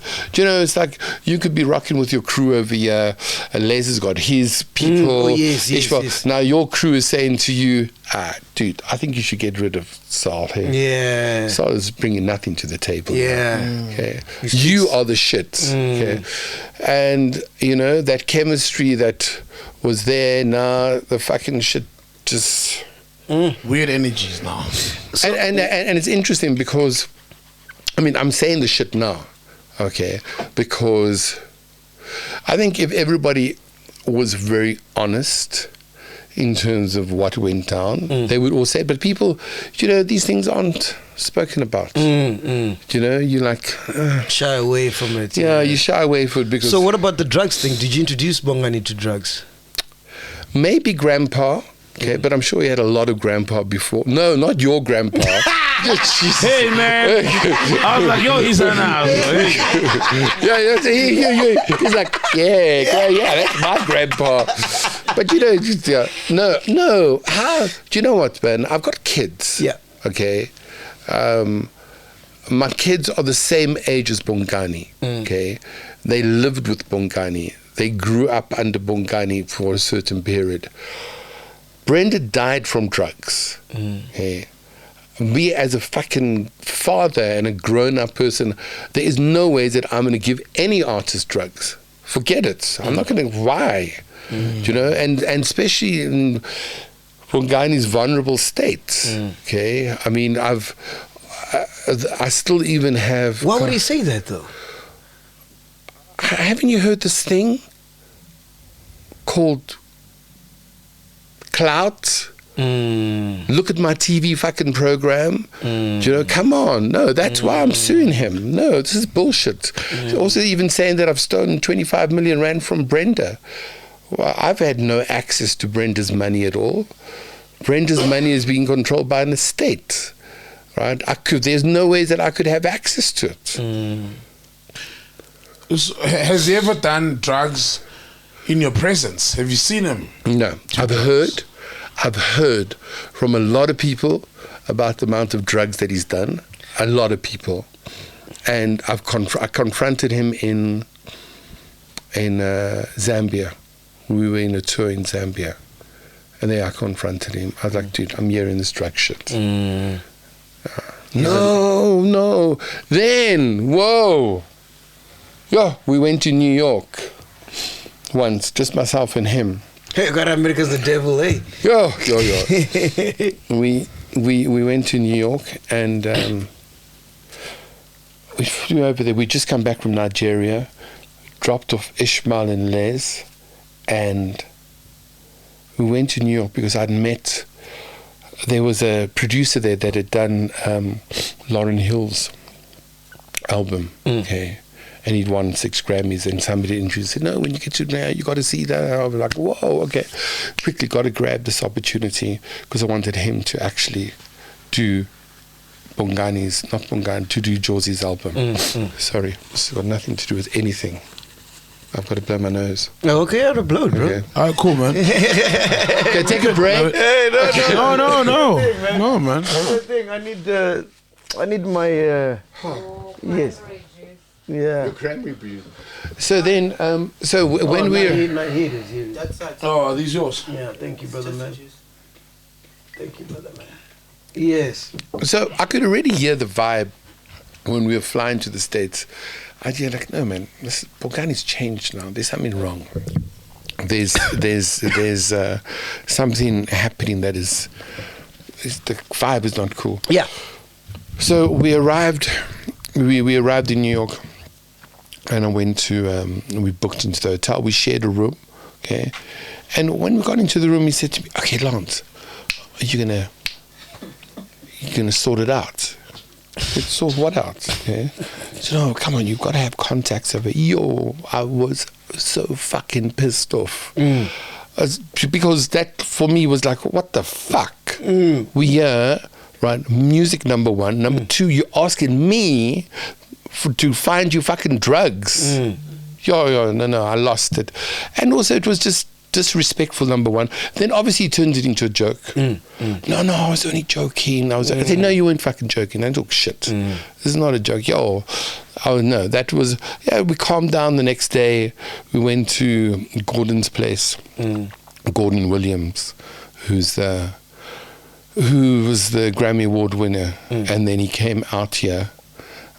We brought him out to work on the Jozi album.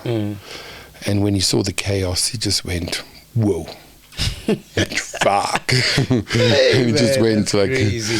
He just left. Do you think the ELS was more obsessed about the lifestyle or music?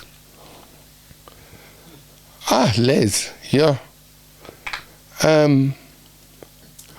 I think it was balanced because Les is a party animal. Okay, so when he needed to party, right, he partied. When he needed to get on stage, he would fucking get on stage and deliver.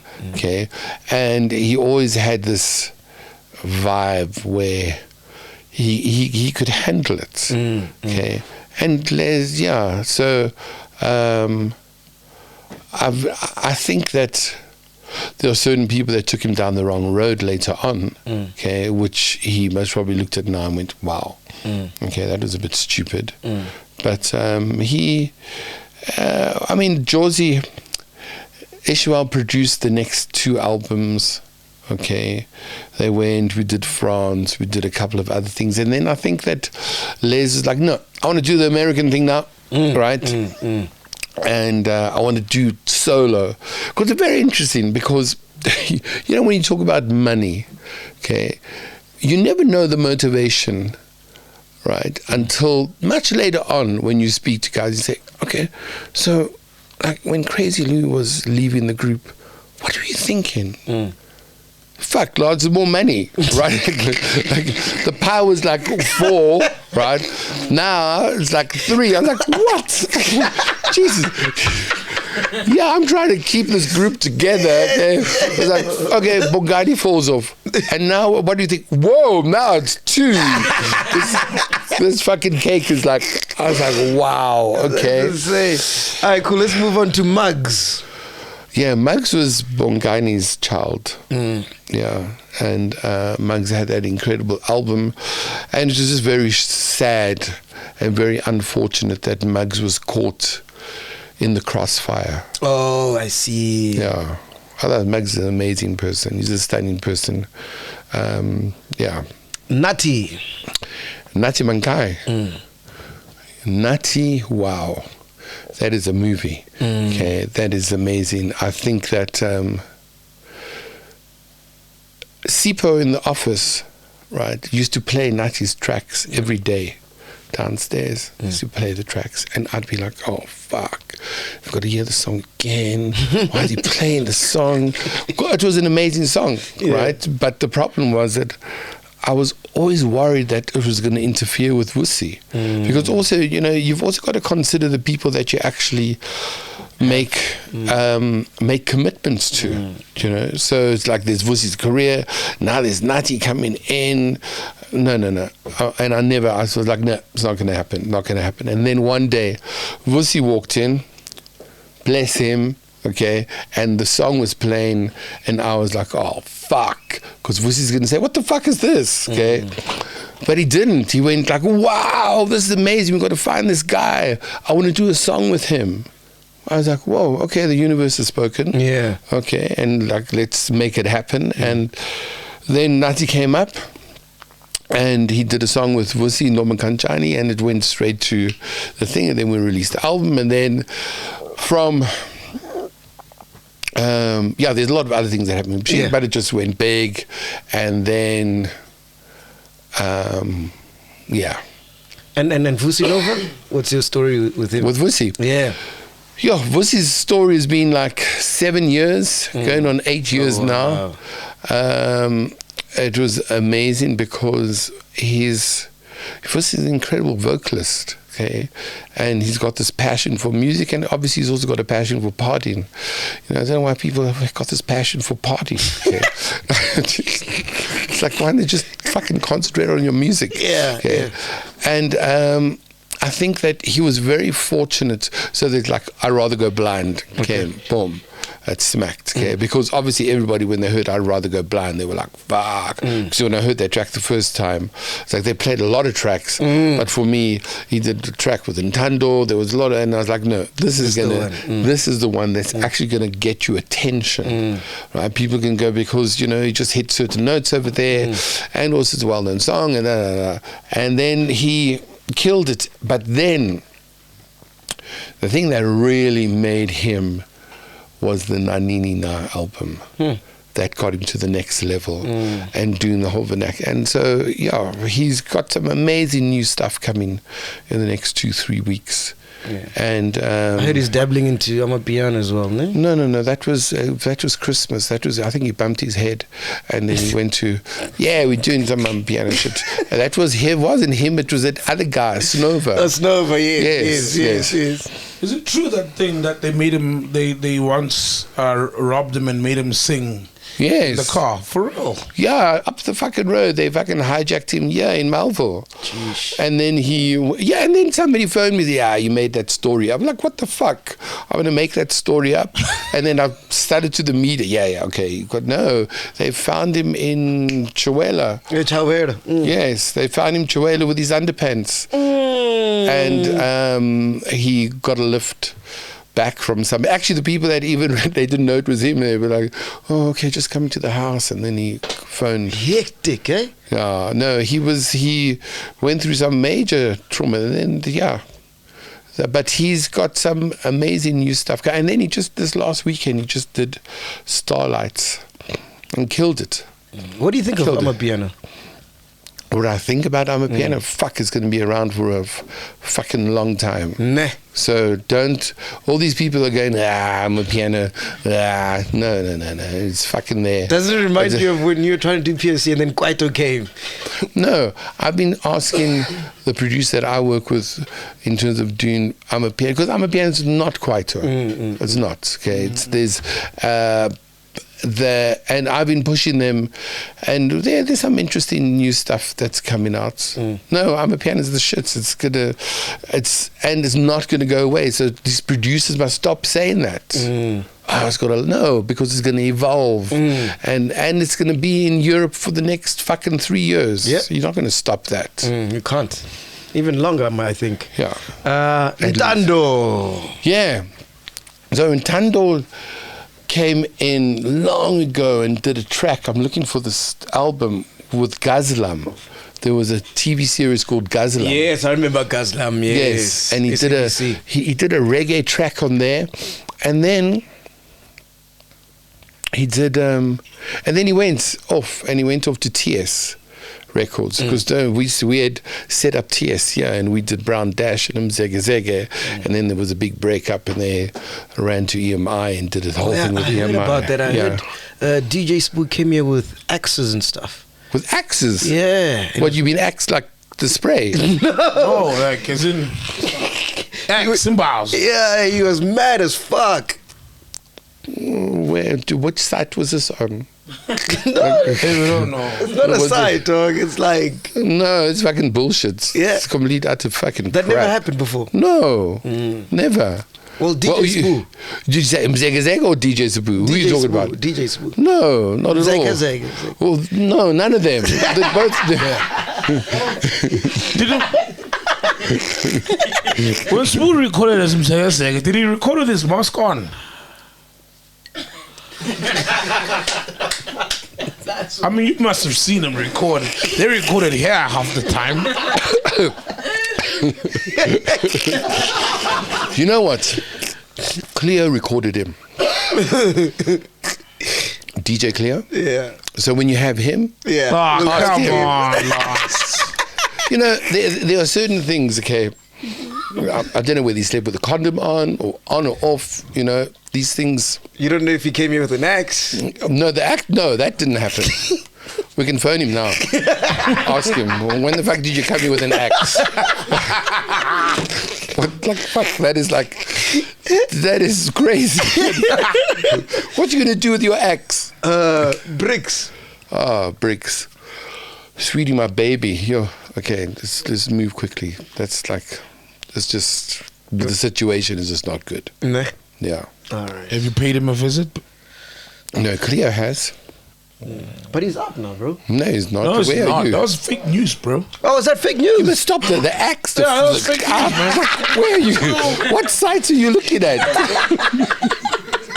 Whoa, was that fake news? Yes. Fake news. He's still in there. Bars. Yes. Oh, shit. Still paying. Damn. You're now going to pitch black afro. I know you are. Yeah. Pitch black I afro. know.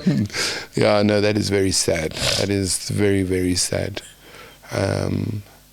Yeah, I think that because the time, I mean, Pitch Black Afro's whole gimmick and marketing idea was Cleo.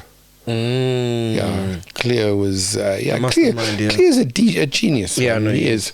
Actually, no, he's not a genius. Fucking hell, we're not going to say that. Don't, because you know, Cleo's fucking amazing, but not a genius. Yeah.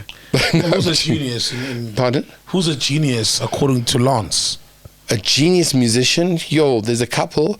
I used to think, hey, no, I can't mention him. You know, I think geniuses and legends are just thrown around really loosely. You know, when I say, you know, it's like, wow, he's a legend. Oh, well, please, like, what the fuck? This person is not a legend, okay?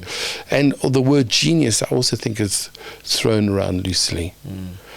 There are genius musicians. According to you, who is it? No, but I'm trying to think.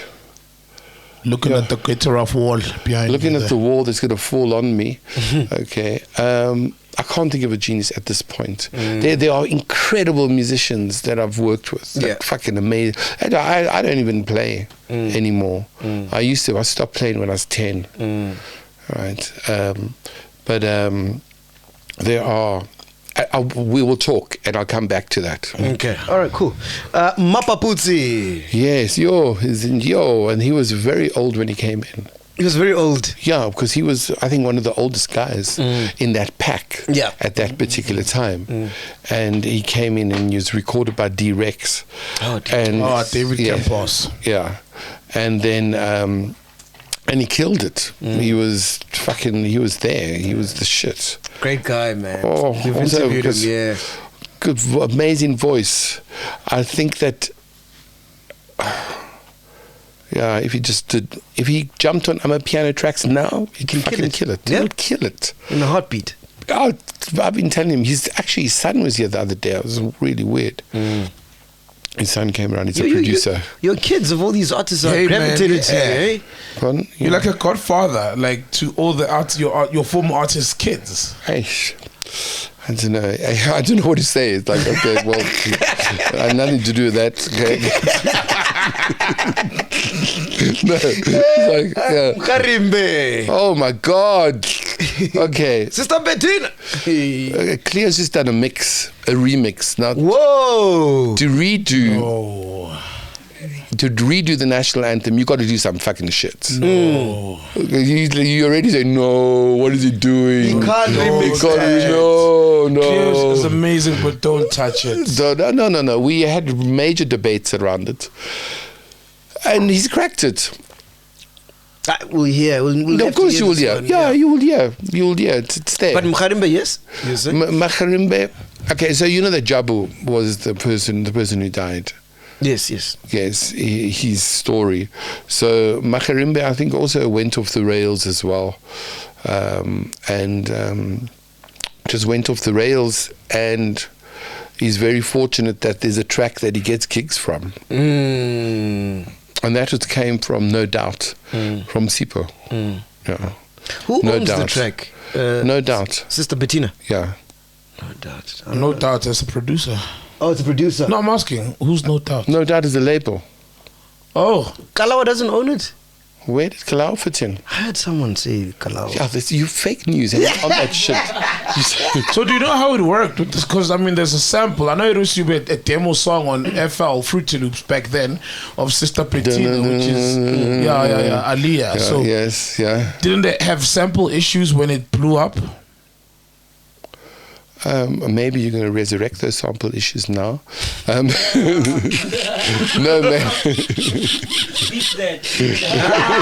Yeah, uncensored. Just rewind quickly.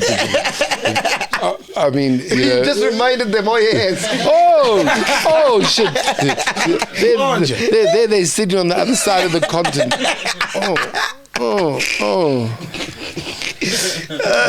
Jub Jub. Yeah, we did Jub Jub. Yeah. We did a big track with Jub Jub, yeah. Like recently? No. Oh. The big hit before the accident. He left this place and then had the accident. What are you trying to say? He left this place, drove away, and went home and had an accident. Wait, leaving from here, he had the accident. Yes. During the day. Wasn't he high on drugs? 3 o'clock in the morning. I mean, in the afternoon. I wasn't here. I just heard. So it's possible he took the drugs here. I don't know. Yeah, he must have. No. He first went somewhere else. Wait, no. Hey, Timeline. Whoa. Timeline. Okay, he was here. Yeah, and I wasn't very happy. I'll just say that. I wasn't very happy that he was here because the staff had phoned me and said that Jub Jub was there. What is he doing there? Because he wasn't with our label at all. Oh, so he's never been signed? No. He had left. Oh, the label. Yes, okay. yeah. So he'd left and he'd gone somewhere else. But I heard that he was here, and I just, hey, the music industry is very difficult trying to keep artists separated from each other. If you understand what this person does drugs, okay, you want to fucking make sure this person doesn't come into this fucking place, because you know that if this person comes into the place, they're going to influence these people, but maybe these people actually want this person to come in. Yeah, it's not a nice position. So Ndiko Killer was under your label? Yes. Oh, wow. Yeah. You did that? No, it was licensed to us. Okay. Yeah. Sure. All right, let's go to Gumshev. Gumshev. I used to get this call from prison every week on a Sunday, and these guys would phone me and they would, we got the song, and I was like, oh my God, where you phone? No, we're in prison, in close to Midrand, on the left, Leeuwkop, okay. In Leeuwkop prison. I was like, okay, guys, there's nothing I can do. But when you come out, every week they'd phone. I'd be like, you're wasting your money. Like, stop phoning. When you get out, you can phone me. And then they phoned me. And then we met in Carlton Centre. They said, oh no, we can meet in. I was like, Carlton, who meets in Carlton Centre? How long have you been in prison? It's like, no, we're going to be. And then when I went to Carlton Centre, I actually went down there, all down. You know, when I don't know if you've ever been to Carlton Centre. No, not the escalator. When you drive in, you go down all those, right at the bottom. Oh, no. Yeah, and then you park. And then I went and I met them at the round thing over there next to the McDonald's. I don't know if the McDonald's is still there. Yeah. Not the food court, where they had chess before, just that place. Yeah. And they were like there, and I'm like, oh shit. And the one guy had a guitar, and the other guy was there, and then I was like, okay. And then they performed in McDonald's, right? The guy took out his guitar, and I rapped Bruno, and who became a huge star in Rhythm City. Okay, and that's where he actually got his fame. But we did this incredible video which we shot in Newcorp with them. Oh wow! And then they were like very hardcore, Horse, song called Horse. And but it was interesting that while we were there at the thing, they were like, no, we got to move here. I'm like, why? So no, we can see these guys. They're gonna jack us here. I was like, so it was just like, okay, fine, we'll go somewhere else. Yeah. But what made me actually really work with them was because it's very difficult when you are, it's like, okay, the tracks were cool, right? You're listening, somebody's performing, and you're going, fuck, okay, this is cool, this is great. And then I asked him, I said, okay, so what were you in jail for? And Bruno was in jail for armed robbery, hijacking. Okay? So I was like, okay. And then I said, so what kept you going in prison? And he said, my mother used to visit me every week for 5 years. Okay? But the people's car that he'd jacked was his mother's employees. Oh. So she got fired. Oh, wow. Okay. Jeez. And I was saying to him, I said, okay, where's your mum now? Okay. He said, my mum's in Yeovil. So I'm like, okay, where in Yeovil, right?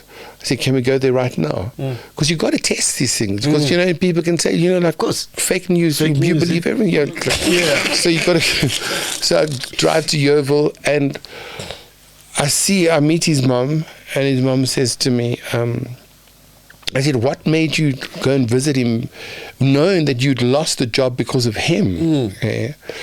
Every week on a Sunday. And she was, because I knew that wasn't the person he was. That wasn't the person that I had brought up. So obviously I had to make sure that I still kept that connection with him. And that was really strong. And then they came to live with us there in the same place. Okay, which I wasn't even thinking. I'm sure I was bipolar then. Okay, because later on, I was at the memorial service 2 Sundays ago, and Fistos, the other person that was in the group, he stood up and he said, because I'd even forgotten that they had stayed there, okay? And he said, yeah, we came out of prison, and then we both stayed there, and then he said, yeah, we could have done, and then I used to go with Jozi or with Zola, we were touring, and then he said, and anything could have happened. And I'm like, oh my God. Jesus, why are you telling me this? Oh, that's wild, man. And then lastly, what happened to the track you did with Bonang?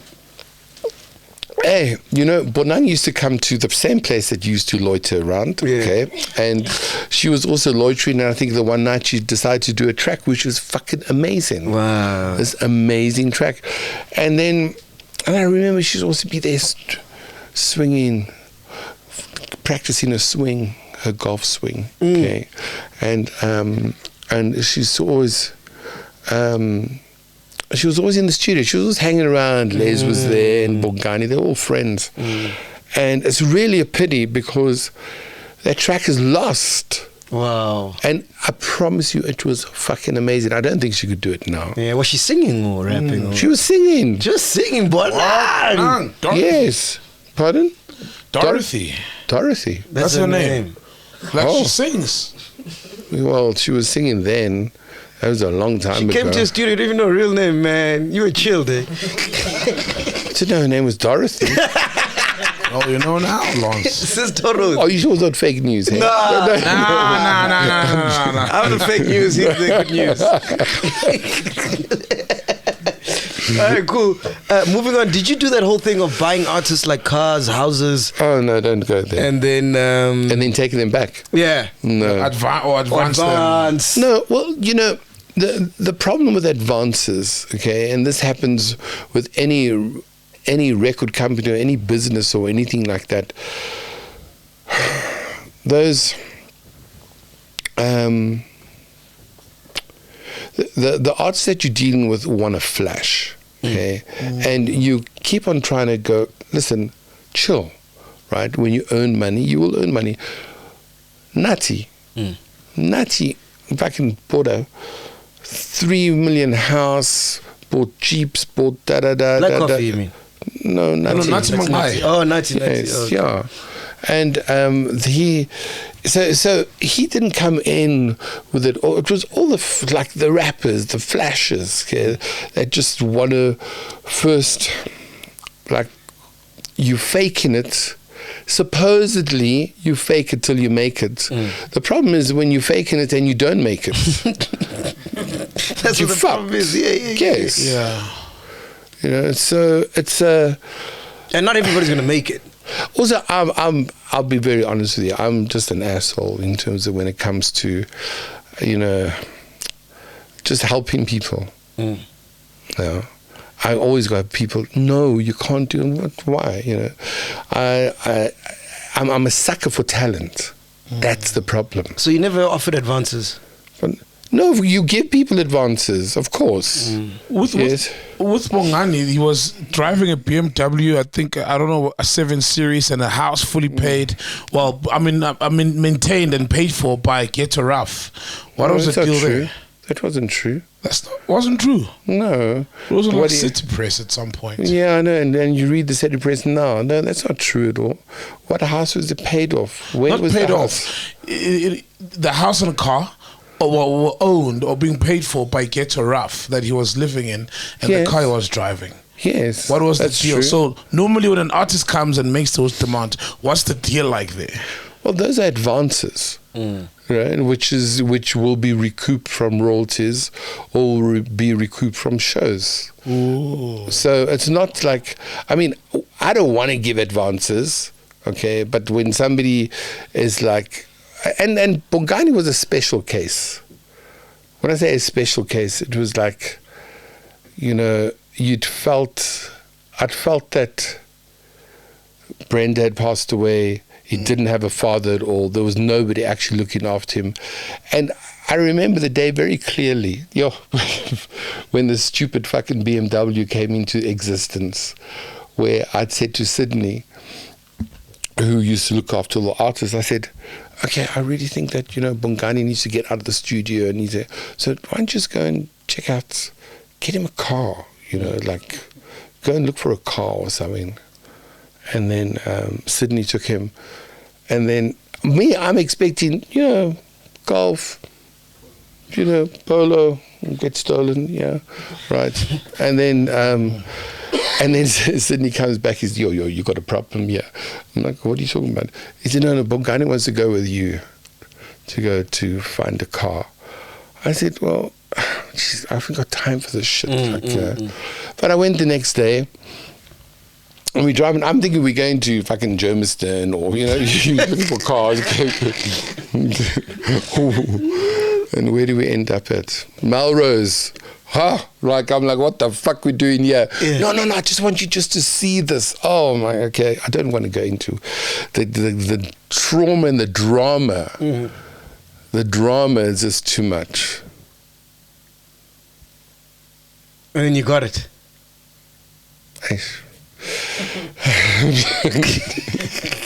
Did you take it back?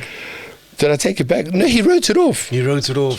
Whoa. He wrote it off down the road at the traffic lights. That same day? No, much later. And the house? Wrote it off as well.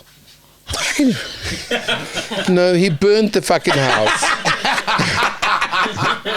He couldn't write off a house. He could burn it, to the ground. He didn't own a house. Okay. So what happened to the house? You took it back? No, man, he was renting a place. Where you guys? Come on, guys. Like, live to stand. You were renting a place for him. The company was renting a place for him. So when he left. Okay. Did you manage to recoup the advances from Bongani? Of course we haven't. Of course not. So he owes you. Yeah, and I'm gonna I'm so what do you say? I'm really waiting for that. No, of course he does. I mean, there's a lot of artists that we've helped and assisted, and they can verify. We can phone people. I can give you numbers. Do a check. Nathi, how's the relationship at the moment with Nathi? At the moment, at this point, the relationship is fine. He came to a launch of DJ Vitoto, and he came in and I was like, wow, hello, how are you? That was interesting. You don't owe him, he doesn't owe you? No, what he does owe, actually no, it is, what is the word?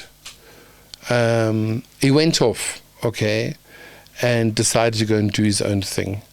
And he brought in 2 managers over here that went through all the royalty records and all the books. And we squared up, and both managers he fired later on. Why would he leave if you feel good to him and took care of him? You know? So haven't you left somewhere recently? No. You've never left a station in your life? Well, you never left a job? What are you saying? What the fuck? They fired really? Yeah, they fired your ass. No, I'm kidding. I once left. No. Okay, so like I said earlier, okay, if you feel right that at the moment you're on, what is the biggest station in the country? Kaya 959. Fuck, you're delusional, hey? You're so delusional. You see the party we just had, 10,000 people. But anyway, see, you were making an example. Yeah, no, I'm making an example. If you Hey, I mean, what does he expect me to say? Really want to ask me the biggest station. Okay, which is the biggest podcast? Us. Okay, cool. All right. Podcast. So if, for example, you're an artist and you believe that... I love how you can't debate that, eh? What? Yeah, you can't, like you're smoking. Did I give you drugs also? Where did that come from? Like, really? No, I'm not worried, but it's like, no, because when he said to Cabello, oh, so did Lance give you drugs? What the fuck? But that's your reputation from what people have said. No, but why don't you make an effort, okay, in terms of finding out who the person is? Because we're not journalists. We don't care. You don't care? No. So I spoke to Cabello, and Cabello said, you know, Lance, like, that thing just went right. I'm like, what are you talking about? Like, what shit is that? Okay, where is that? And he even said, like, you're the last person that I'd be thinking of. Like, he said in his head, he was thinking, Lance McCormack? Man, the fuck is, what's wrong with him? Yeah. But anyway, so if you're an artist, okay, and you feel, right, that you can do better by yourself, okay, and you're influenced, right, if you feel that, you'll do it. Come on, this is a human growth, nature. I guess, yeah. Yes, it's growth. Feel like they need yes, and also sometimes people make mistakes. Okay, and a lot of people that I work with make mistakes. Cleo we recorded and released 7 albums with him, or 6 albums. Okay, he went off. He did his own thing. Right, there was never any beef at all, animosity. We working together again now. Okay. By numbers and sales, who's the biggest artist? I think Cleo. That Gerraf has ever signed. Cleo, ne? Yeah. His numbers are crazy, eh? Cleo, I think for 8 years he was the biggest selling ringtones, streams, all that shit, and. What is amazing about Cleo, even though he can be quite reckless, okay, he's managed to understand business, and also he's studying now. He's studying business at Wit. Wow. Who was the biggest threat between Oskido and Arthur? For me? Yeah. I never saw, do you know what I used to hear? 999. Do you know what I used to hear? Okay, I used to hear from somebody that, you know that these guys, they're discussing you in their meetings. Why? Like, no, this is at the height. Why? Like, I'm just, because I'm not looking at anybody else. I'm concentrating on what I'm fucking doing. And we've got no government connections. We get no fucking tenders. We get no fucking handout or anything like that. And we have no platform where we push in our shit. When I say platform, people have got platforms, whether it be radio or whatever. Yeah. So, and so for me, it's not a case of So when they bring out Boom Shaka, you're not like, ooh, or Mafizo or Bongo Muffin. You're not like, whoa. No, I ended up releasing Boom Shaka when I was at Polygram. I worked, I headed Polygram for about a year, and they fired me. Okay, only because they were doing a head chop. Right, and so we signed Boom Shaka and DJs at work at that point. But I'm not really. No, I celebrate music. I'm into music. Did they ever try poach any of your artists? Who? Alao or 999? No, yes, 999. Yes, Arthur. Arthur's ruthless. Who did he try? Ishmael. Oh yeah. Oh yeah, he took Ishmael. Yes. Yes. Took Ishmael and whatever. But the other... Why are you laughing? it's too much gin in this. But I think the label that was the biggest poacher from us was EMI. EMI. Wow. Yeah, CCP, EMI. Biggest poacher. Because we used to distribute through them. So everything that we used to distribute, and I'm sure, which I didn't realize at all, because you're just doing your shit and you don't get. And obviously their sales team's looking at the end of the week and they're going every week saying, fuck, here's Mzega, whoa, here's Brown Dash, here's Zola, here's that. Everyone's like, we're supposed to be doing our own shit over here. So there was a very a well-trodden path between Get a Rough and EMI. Gotcha. By certain individuals. And then was there ever an artist from Kalao or 999 or any record label who you wished you discovered first? No, I don't. If people are doing their shit, they're doing their shit, and there are some amazing artists that are out there. But it's like. No, we don't operate like that. Yes, we work with a lot of artists that eventually go off. I can see Soul's looking. You stand up and get closer and see those artists, like who the artists that. No, I think one of the biggest excitements about music, right, is the discovery and making new music. It's not about poaching an artist.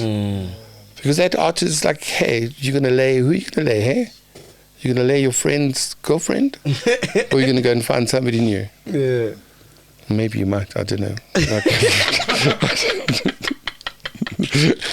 The stories I've heard about you, so they're out there. Yeah. But I don't know if you understand what I'm saying. I sort of get it. No, you must get it, because it's much better discovering new talent and creating something new. Well, that's more gratifying, definitely. Yes, satisfying. Yes, that's more satisfying. Is there an artist you missed out on? Because I remember Oh, yes. Oh, no. I went into... One night we were doing a TV show down in Brampton, and there was this artist that was fucking begging me the whole night, you got to come back with us, you got to come back, you got to come and listen to the shit we're doing. Oh fuck, I'm busy fucking shooting something. And then I said I'm going to, like, but let's just finish shooting. We were doing like that Skyroom Live. Remember the Skyroom Live? Yes. And then we eventually finished the Skyroom Live at like 12:30, and the guy was still waiting. So we're gonna go. I'm like, oh, okay, let's go. Okay. And we went downtown, right, close to Maboneng in that area. And we went into this flat, this block of flats. So he said, no, you got to come and listen to these guys. I'm like, oh, okay. And I got into this flat, and there were a couple of guys over there, and they were all fucking fucked, and they were just like playing music and doing shit. And I was like, I don't think I can handle this. This is just too much. And although the next day, the one artist did come through, okay, and we spoke, and I was like, at that time, sometimes things happen when they're supposed to happen, and that whole crew was that eventually ended up at Ambitious. MT and Java. That was Java and MT. Yes. Yeah, no, not Saudi wasn't there. Just Java and MT. But it wasn't. It's great. It's not a but that is motherland if you think about it. That is motherland. I was like, I mean, who is going to be down in the middle of fucking town at fucking 3:30 in the morning? We stayed there till 5. So who was the guy who's like, awake? Julundi was the guy. He's on here somewhere that dragged me there. Oh, and then he came the next day as well. He came with MT. Him and MT with friends. Yeah.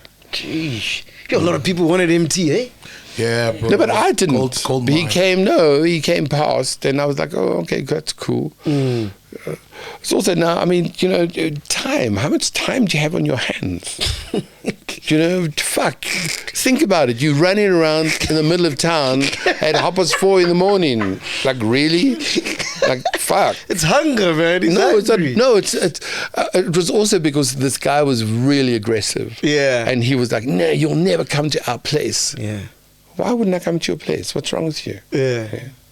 How's your health, man? Because I nearly died last year, ne? Yeah, no, I've needed to. I don't know. Thank you, whoever's looking after me. Yeah. Right, cheers. Okay. Yeah. No, I fell just before we were. There are two major incidences that happened.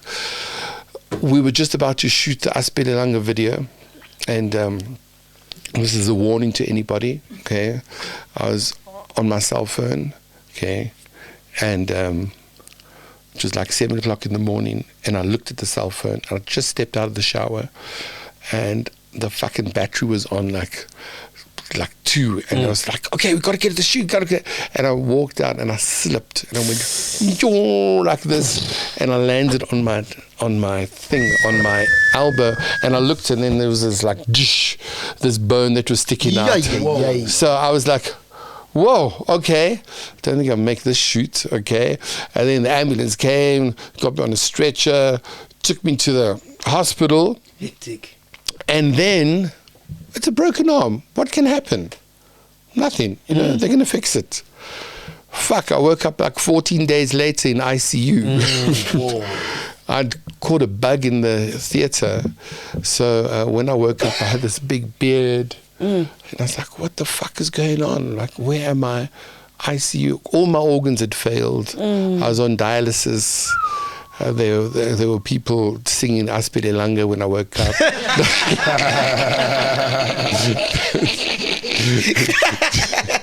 They were already laid, wreathed around the bed. Jesus. It was hectic. Yeah. Well, but I say that, but obviously I wasn't going through it. I mean, my family was going through it. And I think everybody who I owed money to was also going through it. And then the second time was this COVID. Yeah. I was like, actually, in the COVID thing, that's when I decided I was checking out. Yeah. I said to my youngest child, I said, that's it, I'm done. So, goodbye, all right. And I was like, no, I've had enough now. Yeah. And then, and she didn't even, and then they just kept me awake all the time. No, you got to walk. Walking me up and down, walking me. And then I fucking survived. So. And here you are, man. Yeah, so. You wouldn't have made it here to this podcast. Well, obviously, I almost probably walk out there and die, but anyway, it's fine. Nah, I've done your podcast. Don't say that, man. Don't say that, man. How much time are we on there? No, we got to go now. Yeah. We're on 1 hour. We're going. 30. Yeah, that's enough. Okay, Jesus cool. Yeah, Christ. let's do last question. Oh, no. You old fucks. Hey, they always get tired quickly. Once a politician, after 40 minutes, like, I'm tired now. Can I go? Yeah, he'd never worked so hard.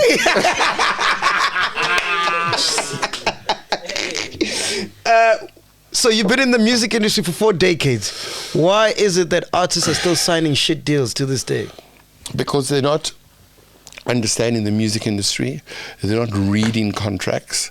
Learn about you. People can do shit themselves. So he just released. You just did. Anybody can do music. So do it. And learn about it. Educate yourself. But we've also branched out a bit. I've gone into somebody actually from the experience where I nearly died in the hospital. My partner Nick Rue pushed me into tech, right, to gave me a big push, and we've got like 45 coders and graphic artists, so into NFTs and blockchain and Web3 and all of those things that is the future, and eventually music will be the NFT shits, and it's gonna filter back into music. Yeah, that's crazy, man. And closing, what do you want to be remembered as? I want to be remembered as the person who. I'm not even worried about what I'm a very. I didn't spend enough time with my family. Yeah. Right. Yeah. And my family, and it's interesting because in life, right, my passion is music, and I've had to spend a lot of time with people who produce music, okay, and you've had to take them first. When you say you had to take them first, their attention has got to be there all the time for them, and a lot of the time our family has always felt neglected, right? It's always the case, yeah, and so. And that time you're working for them, like it's yes, well, it's yes and no, because ultimately it's also you're working for yourself, because when you analyze it, okay, I mean, my parents didn't leave me anything, okay, and I expect my kids to do their own shit, okay, but I just want to be remembered as the person who put a lot of time into South African music and did not give people drugs. So you don't look convinced about that. I'll repeat it. I believe you, man. I mean, you're saying it. I believe you. Oh, please. You would really... You have no reason to lie to us. People can fucking say anything on this podcast, but maybe that guy in Maboneng, okay, can reverse his thought process, because I've now come to MacG, okay, and done what is necessary. You are healed, my son. Oh my God. Let's just drink to that. Do you have any regrets though? Like anything you'd change? Apart from time with the family, like you said. Yeah, no. I'm very, at this point, I'm really happy with the people that I'm surrounded by, and I'd like to meet more good people. I'd like to do more good things, and I think that the more positive you are, you just got to stay positive, even though there's a lot of negative energy around, and we're not in a good space at the moment in terms of our country. We're not in a good space in terms of jobs, etc. You must try and help out where you can help out, and and just do what's right and do what's good. Who's left in your label now? Who you got? Which artists you got now? Yeah, there's Onesimus. There's Vusi Nova, there's Ntando, there's Ishmael, there is, you got to help me, there's like... Cleo. Cleo we're working with. Partnership. Who? Oh, Ntsika from the soil. Oh, wow, Ntsika. Yeah. 047, oh my God, they're going to kill me. All right, sorry, 047. Okay, and then there's Granda as well.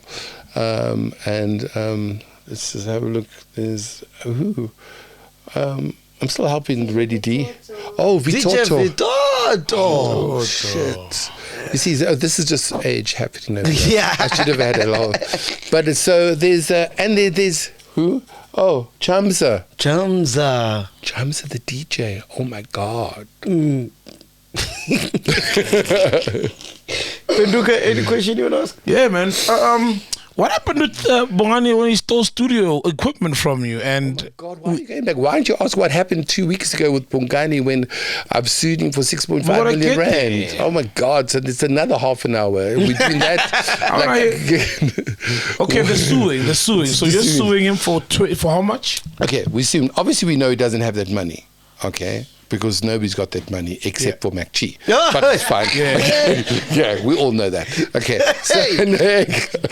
So, no.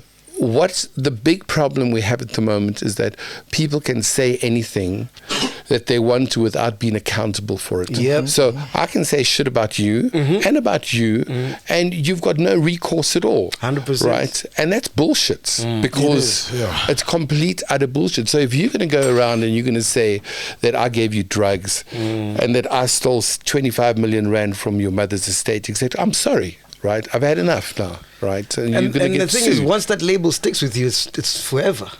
Well, until you sue the shit out of that person makes a public retraction on what they've said. People don't take apologies. Once they say it, it's over. I kid you not. Well, I'd like to think differently. It's just a new age. It's the age we're in, man. Or am I lying, so? Yeah, that's it. People won't care about the apology. So you want an apology from him, a retraction, essentially. Yeah, no. He set up, there was a go-between, set up 2 meetings. The one meeting, he didn't arrive. Then he phoned the next day, this go-between, and said, no, we're going to meet, can we meet you in Douglasdale police station? So I'm like, oh, okay, that's fine. Because I want to get this shit sorted out because I'm tired. Really. And also, I think our court's going to be tired about it because this thing is not going to fucking go away, right? This shit where they're going to people just, there's young influencers and shit that are just saying shit out of their asses. Yeah, it's clout chasers. So then I went to the police station. And I waited over there, and I was like, why are you asking me to come to the police station? And then I heard from the guy that, no, he's scared I'm going to kill him. Like, wow. Wow. Like, I'm going to... Yeah, and where do you think that comes from? That because you've got a mafia reputation, you know? Maybe it's not your own doing, but there's this thing that you don't fuck with, Lance. Like, there's a dangerous guy. Yeah, you better watch reputation. It. Yeah. No, man, I mean, there's a snipe on you right now. Hey, dog, hey, there's a red I should have told you. There's a guy in black, wearing glasses, drinking now. Get him now. The cue is you're fired. Oh, shit. You know, the people that know me, and know me very well, right, and my family included, and the artists that I've worked with, they know me. Nah, but don't lie, Lance. There's some mafia shit that you are doing. There's no way you can be in this industry for so long and be protected as you are. And with all that power, I tell you what, he's a nice guy. Yeah, come on. With all that power, Lance. I thank my ancestors. No, you can laugh. I'm not, it's like, I don't understand why you can't be a nice guy and do good things. You know, I mean, I think if we have that mentality that you've got to be that mafia person to be able to get shit done, that's bullshit. That's complete shit. Which means that, everything we fought for from Profs to City, where we were trying to overthrow the National Party, where we were, that was mafia style? No. That was real. That's the only reason why we got involved in music, was for political reasons.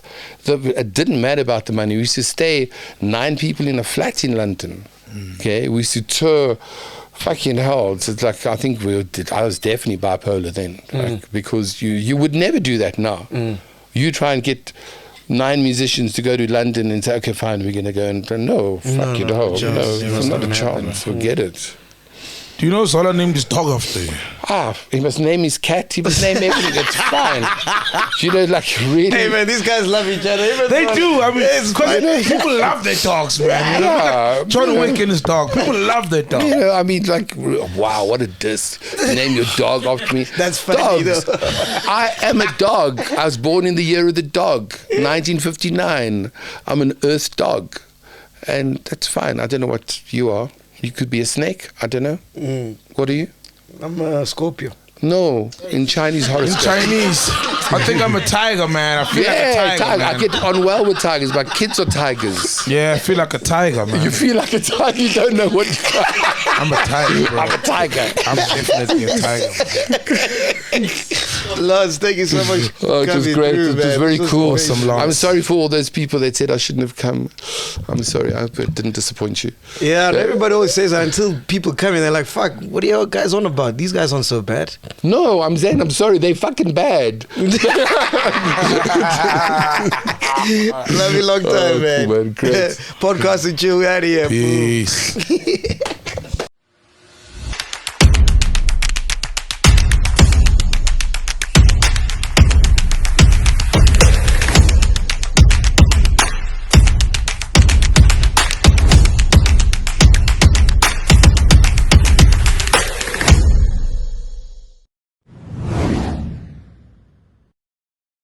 Welcome to Black Excellence. Do not fear, for if you do, just sip on some grandeur. And if you still do, ask ourselves, what would Mapapunzi do?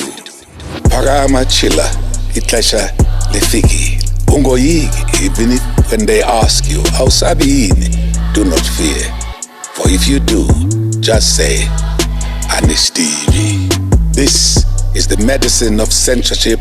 This is the pill. Which one is that one? Podcast and chill.